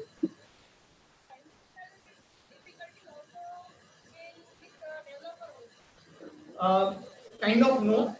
See, typically what happens. Nowadays, they are letting more time for developing 3, 5 years, 6 years, 15 years even. See, the question with respect to the finance to developer, and second question with respect to the time required for the project. I say don't look at the Mahara projects or SRF projects. They have their own inherent issues and delays. But if you are looking at society redevelopment projects, you will find some societies where the projects have been delayed. But when you look at the overall statistics of Mumbai, which is something that is more important for you to look at, the number of projects which are delayed beyond 5 years after vacating, and number of projects which have been completed within the committed time or maybe with 6 months delay, you will find a substantial portion, maybe 80 to 90% are the cases which have been completed in a reasonable time. So, but unfortunately, the way the mentality of humans work, one focuses on the individual negative experiences that anyone has seen, rather than looking at the overall grander picture. Secondly, with respect to the finances that comes up, developer has certain internal accrual. You don't require 100% finance on day one. You probably require maybe 20 to 30% finance that is required to start the project. Typically now developers who have fund of at least 10-15% or 20% of the project cost available with them are only taking up projects. Developers in today's date are saying that if we don't have the capacity, we will not take up the project. Which maybe 10 years back, no one was saying, because they used always to take up the project and then find the finances. Now, due to RERA coming into picture in last 3 to 4 years, and generally the transformation of real estate industry that is happening, such issues have gone down. But of course, no one can guarantee. Today, a developer may be in a good financial condition, which of course the society and TMC will work together. Maybe by the time our project is executed, or maybe after that, there may be problems financially with that form. It is possible. But there is at least some risk which is mitigated when you have a developer as a partner. When you are doing self-redevelopment, there is no mitigation of risk. If the project cost increases, market crashes, force majeure happens, Supreme Court order comes, all projects even with CCR stop, any order which comes, which would have come even in a developer model, will come in self-redevelopment also. It's not that self-redevelopment is magic that no problems will come. That has to be faced by the society and the consultants, and certain level of resources which are available with developer, both monetary and otherwise, may not be available with the society. So it sometimes makes a difference. But again, as I said, we are doing both kind of projects, self-development, regular development. We don't say that one model is inherently superior to another. Both have the pros and cons depending on the specific situation of the society. We can look at it and the society can take a call. So when if you are appointed and you want to cover self-development in terms of feasibility, we will cover that also. Whatever the general body decides. I hope I answered your question now.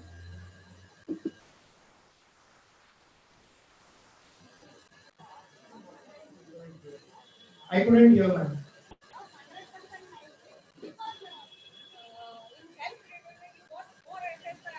No, you don't get more FSI. The benefits which has been declared under no. As of today, there are no additional benefits for self-development. 13 September 2019 circular, which has been issued by the state earlier state government, did not come into power. They have not implemented it as of today. Looking at the political scenario today, the chances of it getting implemented soon are very dim, so as to speak.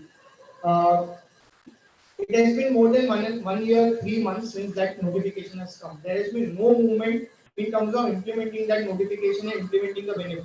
And this government doesn't want to implement the earlier state government's notification which is helping the members. They are trying to come up with new notifications which will help the members. So they want to do good for the society, but something which they can take credit for and not the earlier government. So self-redevelopment funding is an issue. Bank have stopped giving funding. Second issue, there is no additional benefit. The benefit is there, the profit which the developer used to earn comes back to the society. Yeah, but that is because you are doing the financing and you are taking the risk. The profit is not coming for no reason. Profit is coming because you are doing all the work and you are taking all the risk. You have to mortgage the property. Yes, if the bank gives loan, they are mortgaging the land and mortgaging all the sales flats. And if you are unable to pay back, I see if the bank has sanctioned more than 1,000 crores funds for self-redevelopment, they have disbursed only 15 crores. And in 15 crores, even our project cannot be done. Unfortunately, I cannot give a single blanket response whether self-redevelopment better or developer model is better. So probably I will not satisfy that part of your question, but I hope I have given other reply otherwise. Sir आज ये बॉम्बे के अंदर कितने self redemption हुआ कितने percentage I don't feel Mumbai District Bank has given finance for more than 10%. It is less than 10%.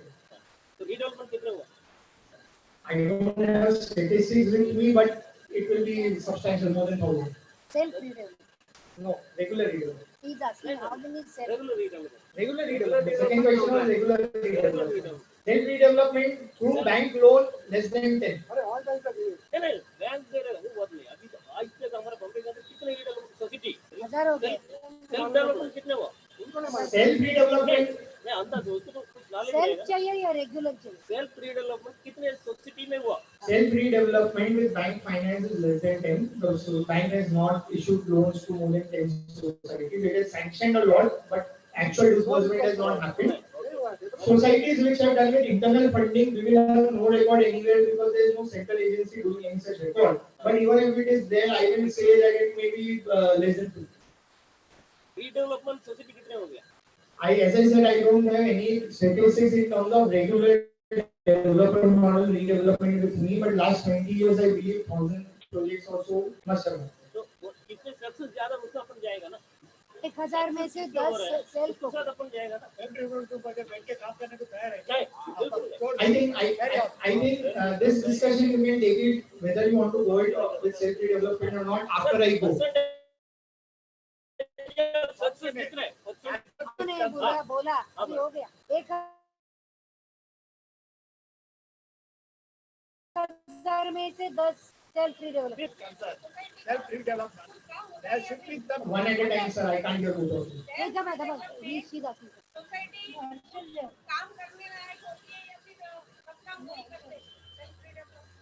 See, self-redevelopment, if you are going, you will have to appoint a development manager along with PMC. Development manager will take substantial development manager. पगार देना Can you complete the question so I will then answer?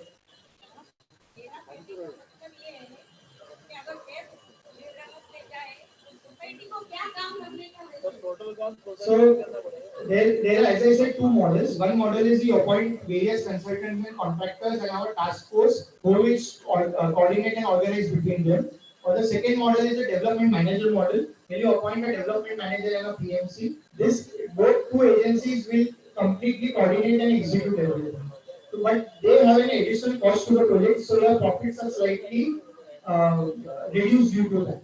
See, as I said, getting the approvals or executing the project is not the issue. That can be done. Issue always comes in terms of financing, selling of the flat. If you are appointing a development manager, they attach their brand to the project, selling of the flats become easier. At the same time, they are taking certain percentage of revenue from them. They work like a working partner to the project, which you would have worked a lot in real estate field. Financing is an issue. Development manager will not finance you. Either it has to be internal accruals, investors, or bank loan. Only three options. ये सवाल का जवाब ठीक sir ने जो request किया हिंदी में मैं ये जवाब रिपीट करता हूँ कि सेल्फ डेवलपमेंट करने के लिए दो तरीके हैं एक के सोसाइटी काफी सारे कंसल्टेंट्स कॉन्ट्रैक्टर को अपॉइंट करके एक टास्क फोर्स कमेटी बिठाए जो पूरा उसको ऑर्गेनाइज करेगी कोऑर्डिनेट करेगी और सारा प्रोजेक्ट को एग्जीक्यूशन पे लेके आएगी इसमें सोसाइटी का खर्चा बचता है प्रॉफिट बढ़ता है सेकेंड ऑप्शन है जो मेरे हिसाब से सोसाइटी को अगर सेल्फ डेवलपमेंट में जाने वाले हैं तो करना चाहिए डेवलपमेंट मैनेजर और पीएमसी को अपॉइंट करना चाहिए तो स्टार्ट टू एंड सारा काम करके देंगे उसकी वो सर्टेन फीस लेके जाएंगे but it is worth there fees development manager उसकी ब्रांड भी अटैच करेगा प्रोजेक्ट को और सेल्स भी में हेल्प करेगा लेकिन डेवलपमेंट मैनेजर क्या नहीं करेगा वो प्रोजेक्ट को फाइनेंस नहीं करेगा मे बी एकदम लिटिल स्लाइट फाइनेंस इनिशियली करेंगे तो अलग बात है बट अदरवाइज फाइनेंस या तो आपको इंटरनल अप्रूवल से करना है बैंक से करना है या प्राइवेट इन्वेस्टर से करना है इसके अलावा कोई ऑप्शन नहीं है आज के तारीख में आरबीआई के सर्कुलर के हिसाब से अपने को बैंक का फाइनेंस नहीं मिलेगा जब भी वो ओपन होगा तभी वो ऑप्शन रहेगा बट एज ऑफ टुडे वो नहीं है ठीक है so we will go to another question anybody has any other question No, I want to ask you the हाँ बोलिए in case of commercial redevelopment, where you have talked about one plot to be Subdivided, yeah. subdivided. The subdivision into a separate society is possible. 3319 commercial redevelopment में जब मैंने बात किया कि भाई आपको प्लॉट को दो पार्ट में डिवाइड कर सकते हैं रेशियो कुछ भी रह सकता है 1/3 2/3 50-50 40-60 जो भी सोसाइटी नक्की करे तो सब डिवीजन करना पॉसिबल है दो पीआर कार्ड दो सीटीएस करना पॉसिबल है और दोनों में सोसाइटी ही ओनर रहेगी वो भी पॉसिबल है ऐसा जरूरी नहीं है कि भाई आपने प्लॉट को सब डिवाइड किया तो ओनर चेंज हो जाएंगे ओनर सेम रहेंगे सब डिवीजन कर रहे हैं क्योंकि एक प्लॉट का हमें पूरा कमर्शियल डेवलपमेंट चाहिए और जो गवर्नमेंट हायर एफएसआई दे रही है उसको यूज करना है और सेकेंड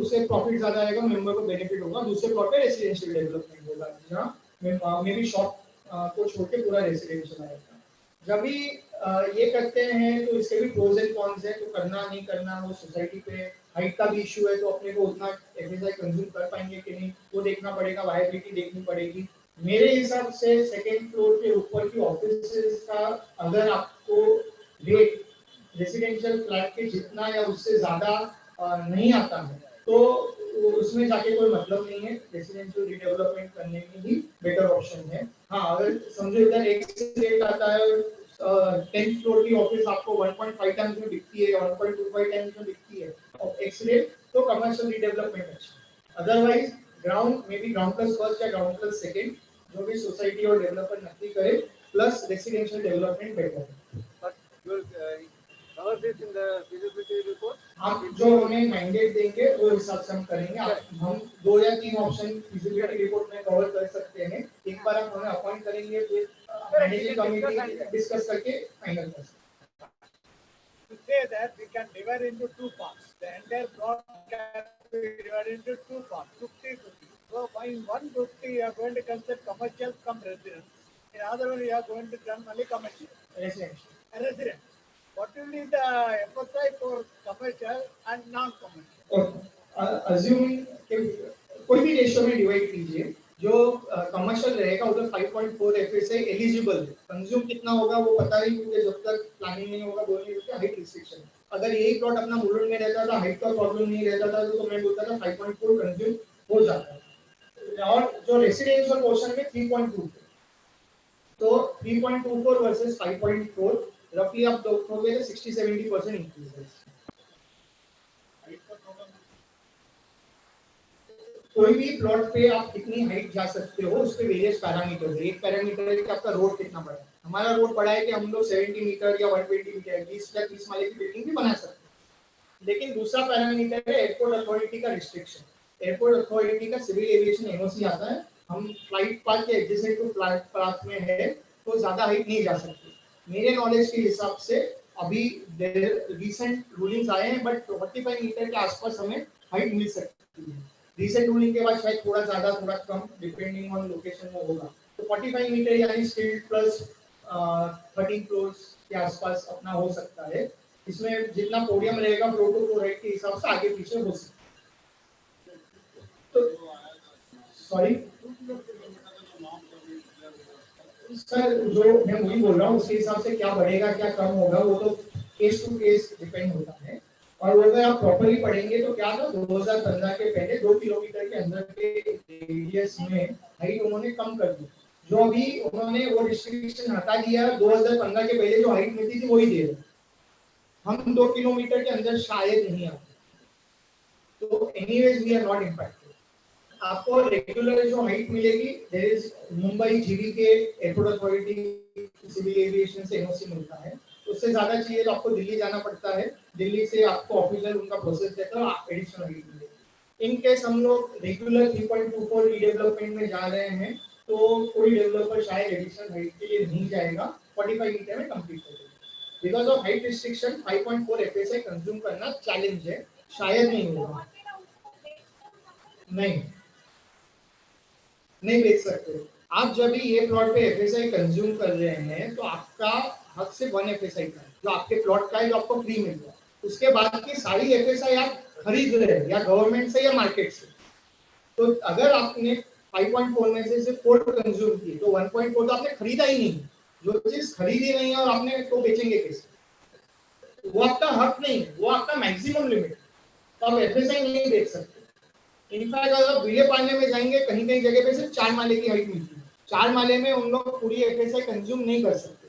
तो वहां का प्रपोजल था कि आप उधर उनको 2.7 एफएसआई दे दीजिए और जो नहीं कंज्यूम किया बैलेंस वो आप बेचने दीजिए, टीडीआर जनरेट कीजिए। वो भी आज तक उन्होंने अप्रूव नहीं किया हुआ।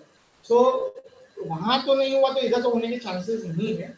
एज ऑफ टुडे ऐसे कोई नॉर्म्स नहीं है कि भाई आपने एफएसआई कंज्यूम नहीं किया तो आपको वो बेचने को मिलेगा। 5.4 you told about commercial. Will it be including the residential also or only for commercial? जब भी हम लोग 3319 में जाते हैं 5.4 के लिए, जो सब डिवाइडेड प्लॉट में कमर्शियल कर रहे हैं सिर्फ उसको ही 5.4 मिलेगा, और वो सब डिवाइडेड प्लॉट में रेसिडेंशियल परमिटेड नहीं है। तो सेकंड जो दूसरा प्लॉट है उधर रेसिडेंशियल होगा। No mixture.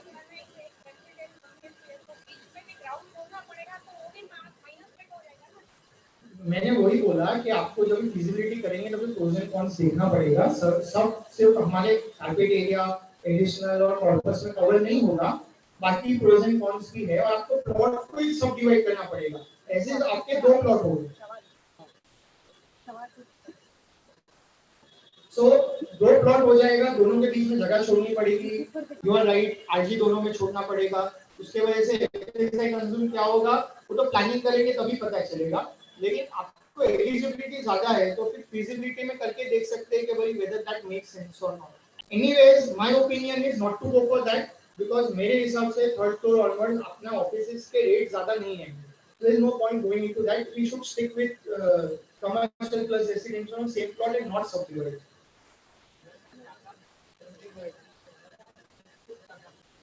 क्या? Yeah, I agree. Any questions from here? Zoom questions I'll read. Any questions from here? Okay. Yeah. Now one question is, can the consultant also list out some of the typical reasons why redevelopment projects get stalled, even with the best developer and PMC being in place? Okay. So common major जो reasons है वो मैं बात करता हूँ। One of the reasons can be from the society. Developer appoint करने के बाद प्लानिंग और अलॉटमेंट में सेटिस्फैक्शन नहीं हुआ, कंसेंट नहीं मिल रहे सारे मेंबर्स का, आगे नहीं बढ़ पा रहे, that may be an issue. Allotment में काफी बार बहुत प्रॉब्लम्स हो जाते हैं, प्लानिंग में हो जाता है, location of flat so How can the PMC help in that? Sir allotment में हेल्प नहीं कर पाएंगे, प्लानिंग और लोकेशन में कोशिश कर सकते हैं, लेकिन जब इतना बड़ा प्लॉट है तो सर्टेन कॉम्प्रोमाइजेस शायद मेंबर्स को करने पड़ेंगे। Generally, for such a big society or middle-sized society, how is the allotment process? Allotment process करने के वेरियस मेथड्स है। एक मेथड है कि भाई आप लॉटरी सिस्टम कीजिए और जिसका जो फ्लोर पे आया तो फिर ग्राउंड फ्लोर वाला शायद फर्स्ट फ्लोर पे रहेगा या 10th फ्लोर पे भी जा सकता है, 8th फ्लोर पे भी जा सकता है, एंड 4th फ्लोर वाला ग्राउंड फर्स्ट फ्लोर पे भी आ सकता है, डिपेंड्स। तो लॉटरी में जो आया वो आया। सेकंड मेथड इसके भाई आपका जो एग्जिस्टिंग फ्लैट जो फ्लोर पे है उसके हिसाब से जाएगा, ग्राउंड फ्लोर वाला फर्स्ट पे जाएगा, फर्स्ट वाला फिर सेकंड पे जाएगा या थर्ड पे जाएगा, depending on how many flats of that size are on which floor. तो वैसे हो सकता है, तो that kind of circular way can happen. तो these are the two major methods. और एनी मेथड जिसमें आपके सारे मेंबर्स का कंसेंसस हो जाता है वो हो सकता है। इसमें टिपिकली डेवलपर और PMC can not help because allotment is an internal consensus of the members. हम गाइडलाइंस दे सकते हैं लेकिन इवेंचुअली कंसेंसस तो मेंबर को है।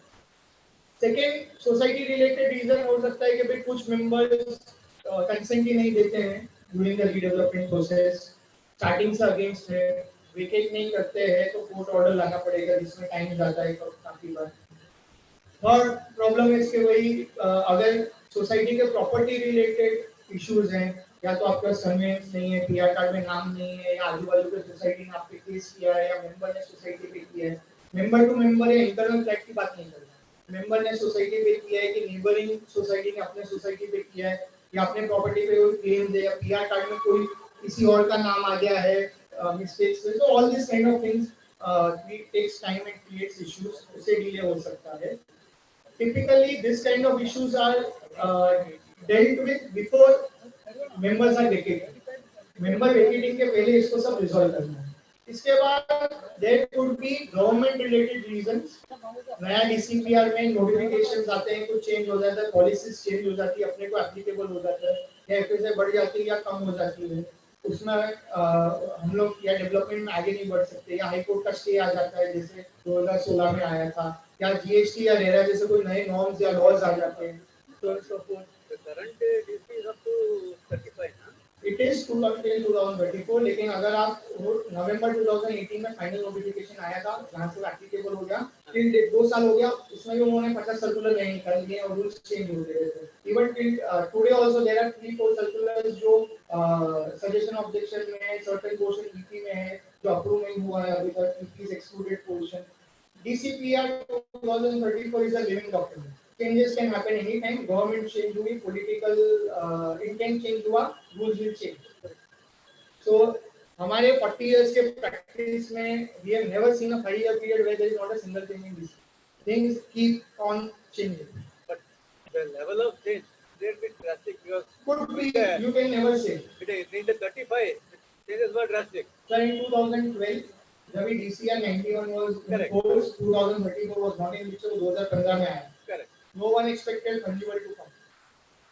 It was a ground changing or shaking moment in real estate industry for Mumbai. Fungible आ गया, flower bed बंद हो गया, elevation feature बंद हो गए, even correct project जहाँ CC नहीं मिला है उसको भी comply करना है. That was as per the earlier 2012. So those kind of work shaking it can happen. 2012 में हुआ है, 2013 में सुप्रीम कोर्ट का ऑर्डर आया है कि आपको 6 मीटर एक साइड छोड़ना है, ये नया सीए को एनओसी लेना है। प्रोजेक्ट जहां सीसी आया है वहां भी उन लोगों को कंप्लाई करना पड़ा। 6-8 महीना गया था उनका। 15% RG on ground, supreme court 2013 में हुई। 2015 में नया डीसीपीआर आया तो स्ट्रिंजेंट आ गया, उसमें लेट डिले हो गया। 2016 high court order, construction way stop for 2 years. RERA came, GST came, it और मार्केट फोर्सेस होता है अलग बात है, but at least government level so many policies have change. We have seen on average every 2 years some major policy comes, either central government or state government or DMC. So and then smaller level changes जैसे recent आया है कि आपके पास अगर नवंबर 2019 या something आया हुआ है कि आपके पास ओसी नहीं है, आपको फंजिबल भी नहीं मिलेगा, So this is a major change, increases the cost of the project. Prior to that आपके पास OC नहीं है तो भी आपको fungible free मिलता था. This increases the cost of the project. So this either the developer will absorb or you come to renegotiate with you. So this kind of government level changes are always a problem. Typically full IOD and full CC आने के बाद, not even full CC, full CC which vacating के 6 महीने बाद या 9 महीने बाद आएगा, उसके बाद we are secure. So but full IOD आ गया तो 99.9% we are secure, 0.1% risk. But that you cannot help. Demonetization की कुछ major policy आ गई, any impact on the real estate we don't know, that can delay the project. These are government level reasons. Second part. Third part is developer related reasons. एक कि भाई उनका finance में issue हो गया and they cannot generate the finance. से यार flat sell नहीं हो रहे, finance का issues की वजह से आ जाता है. Second है कोई partnership firm है या corporate firm है, partners में कुछ problem होगा, they have to split up, so and so forth. Third is कि भाई उन्होंने approval बराबर नहीं लिया हुआ है. पहले क्या होता 2008, 9, 10 में कि भाई सोसाइटी को एक चीज दिखा देते, बीएमसी में दूसरा चीज अप्रूवल ला देते और साइट पे तीसरी चीज कंस्ट्रक्ट करते.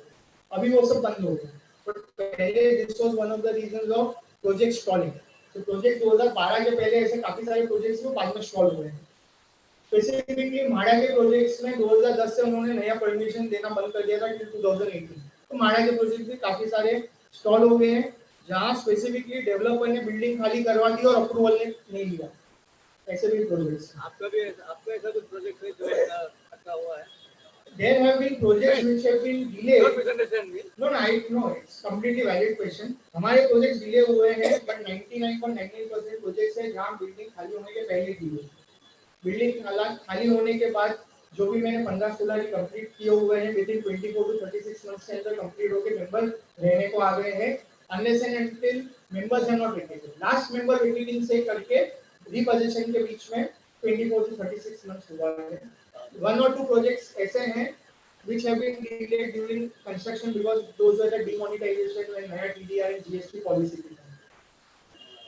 Full IOD पहले full IOD मिल जाएगा. मतलब full IOD पूरा 13 फ्लोर तक मिल जाएगा.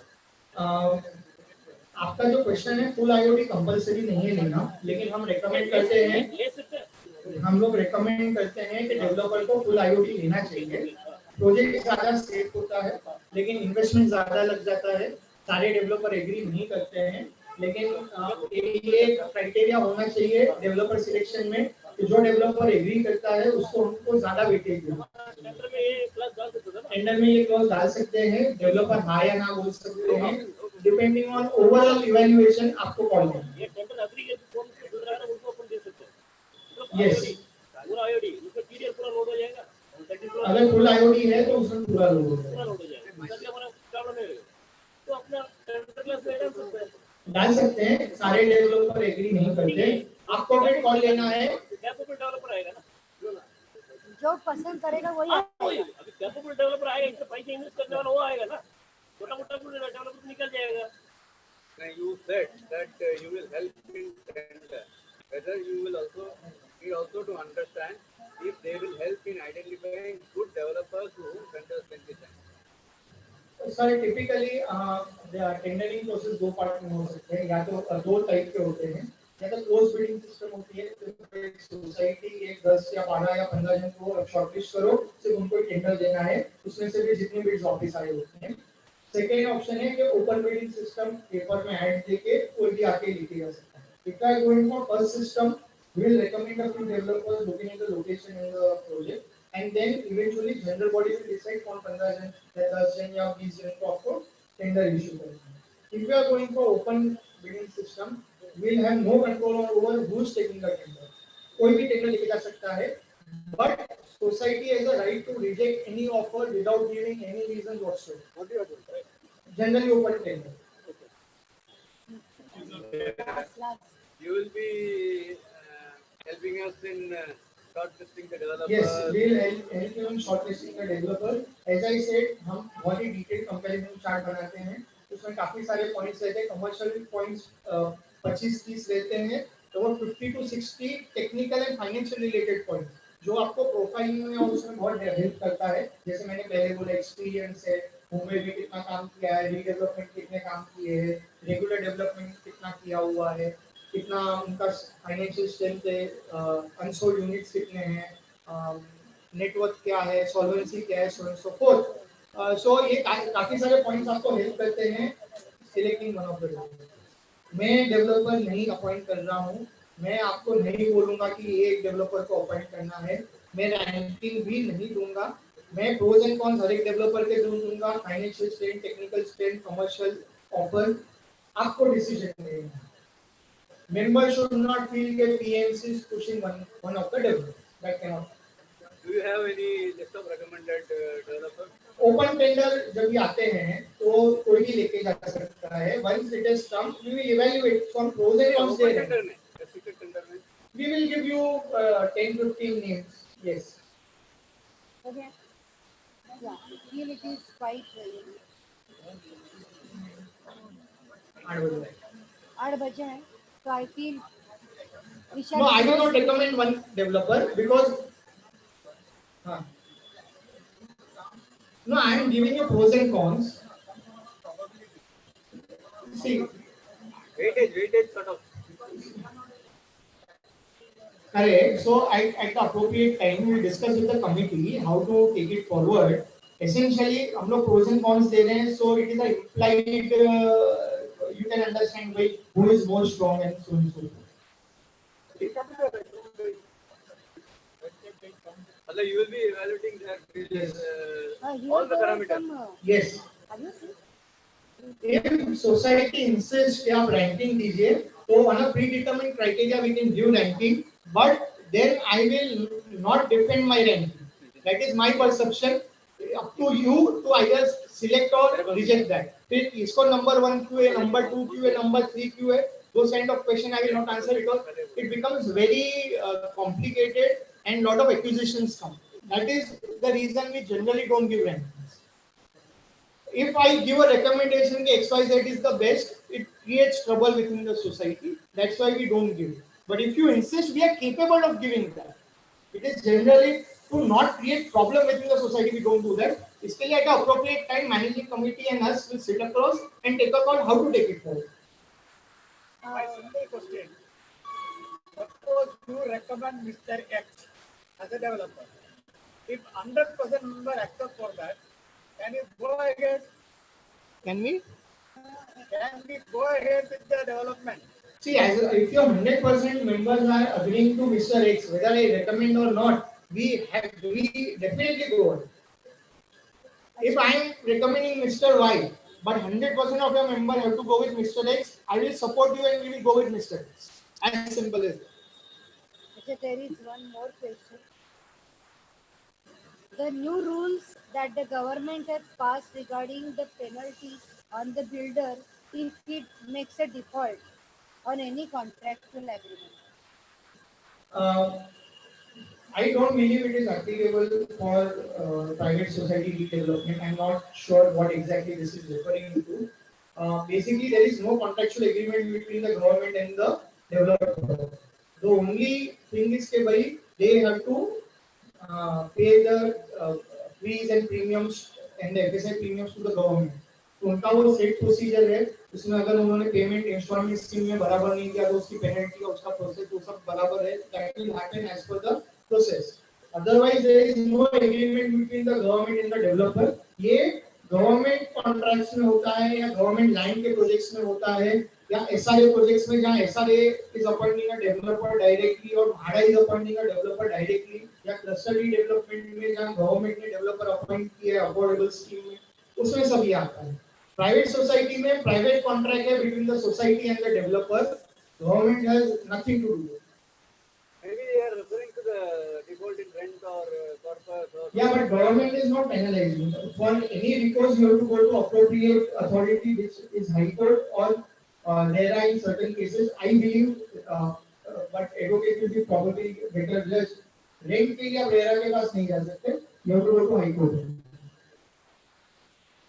For delivering of flats or amenities, you can go to RERA, but typically, see, RERA is a quasi-judicial authority. RERA में जो भी decision आया, it can be challenged in High Court. So it is better to go to High Court. You are skipping one level and doing it faster. What level for Bombay is directly High Court? Our contract is going to be more than 10 crores, so it's going to be going to direct High Court. You cannot go to the court here. So contract is what is it? 10,000? More than 10 crore was for 10 crore. Yeah. Okay, how much? Yeah, so we will just compute. Two more questions. Should I take it? Yeah, yeah. As you said, it's the prime locality prime plot. Secondly, you are told that आज के दिन में developer जिसके पास funds है, वही developer puts the hands in the developing. Correct? These are 2 points. Keeping in mind that whether the best option is to go for open tender or closed. Generally speaking, in any society, we suggest to go for open tender because we don't know some capable developers जो शायद चेंबूर में काम नहीं कर रहे हैं, but city में काम कर रहा है या विश्व सरोवर में कर रहा है, they may come close. अगर जब हम close tender रखेंगे, we will focus on Chembur based or Ghatkopar based developer जो in and around our area. So if you want a wider selection, we may go for open tender. लेकिन उसमें what kind of developer will come and quote we don't know. So sometimes some societies in Chembur like us do take a call to close tender. There is nothing inherently better in one going in one way or the another way. Pros and cons है depending on how society wants. We have to take it at appropriate time. If you go for open tender, it's approved by the design, which developer does. Absolutely. Absolutely. It's a wide range of selection when you go for open tender. Yes, that's what I said. So closed tender, we have to go within that circle. Close tender जो भी आपकी general body select करेगी 10, 15, 20 developers उसमें ही आपको जाना है. Yes. So what are the Yeah, as I said, some societies in Chembur, for large society, larger projects, they would like to restrict because they don't want any Tom, Dick and Harry or small-time developer coming or unreliable developer coming and quoting. They have a fear कि unreliable developer आएगा बहुत higher offer दे देगा, and फिर members को convince करना difficult हो जाएगा कि भाई ये developer capable नहीं execute करने के लिए. your role will come. No, even if I can recommend कि भाई the developer may not be capable or experienced नहीं है इसको करने के लिए, eventually member can disregard my recommendation saying that he is giving me 50% more than what other developer is giving. Why should I make loss of myself? ये हुआ भी है काफी cases. So eventually the mentality, the way it works in society sometimes, I'm not saying every time, sometimes decide to go for closed tender. This is the only negative of going for open tender. And sometimes you don't know what kind of developer with what kind of local and political influences comes. So that is another issue that society sometimes in Chembur consider. These are the two negatives of open tender. Otherwise, open tender are all positive. Wider range of developers, someone that you don't know, or but are good developers who can come for our project, so on and so forth. You may get good offers. Society should be united to give to a capable developer even if the offer is less. Well said. If society is not united in that, then whatever consultant says is not going to help. Right? So as I said, unfortunately, redevelopment and real estate there are no straight jacket answers that mathematics की तरह 1 + 1 = 2 ऐसा नहीं है. Everything has pros and cons. आपको deliberate करना है, discuss करना है, pros and cons देखने हैं, disadvantage, advantage देखने हैं, and finally एक educated call good faith basis पे लेना है. और हमारा call future में सही भी हो सकता है, गलत भी हो सकता है. We don't know how it will eventually land on, because in a certain sense this is also a business that society is going into. For members it is a hard-earned one lakh, but as a society the business is development, and self-redevelopment is definitely a business. How the efficiency of this thing is affected, project is affected. Affected how? Sometimes the OC gets affected. You don't get OC. I'll probably rephrase, correct me if I'm wrong. आप पूछे कि in what kind of cases OC will not obtain by the developer for the project, right? The question is that. See, prior to 2012, the scenario is very different. After 2012, I'll say the scenario is very different. Specifically, 2017 RERA आने के बाद, lot of real estate now is an organized industry. So transformation बहुत हुआ है. The kind of developers that we are seeing, discussing, everyone wants to get to OC because वरना RERA का liability खड़ा रहता है. Any purchaser can go into court. पहले जैसा है नहीं कि भाई सोसाइटी ने एक चीज अप्रूव किया, बीएमसी में और कुछ अप्रूव हुआ और जगह पे कुछ तीसरा बनना. जो सोसाइटी ने अप्रूव किया वही बीएमसी से अप्रूव हो रहा है और वही अपना कंस्ट्रक्ट हो रहा है साइट पे. So not taking a OC is generally not a wise decision. No developer does that. और आर्किटेक्ट का लाइसेंस भी लाइन पे, तो भी कुछ गलत होने जल्दी से नहीं देता. But there are some cases which are beyond the control of developer. Sometimes उसकी वजह से OC नहीं हुआ है. Specifically अगर आप देखेंगे कि अगर आप नेवल और आर्मी के 500 मीटर्स में आते हैं तो काफी प्रोजेक्ट्स अटक रहे हैं जहाँ बिल्डिंग कंप्लीट है as per BMC given CC full CC लेकिन OC नहीं मिल रहा है because नेवी NOC नहीं मिल रहा है. अगर आप घाटकोपर नेवल डेपो के 500 मीटर में देखेंगे तो वहाँ ऐसे प्रॉब्लम है.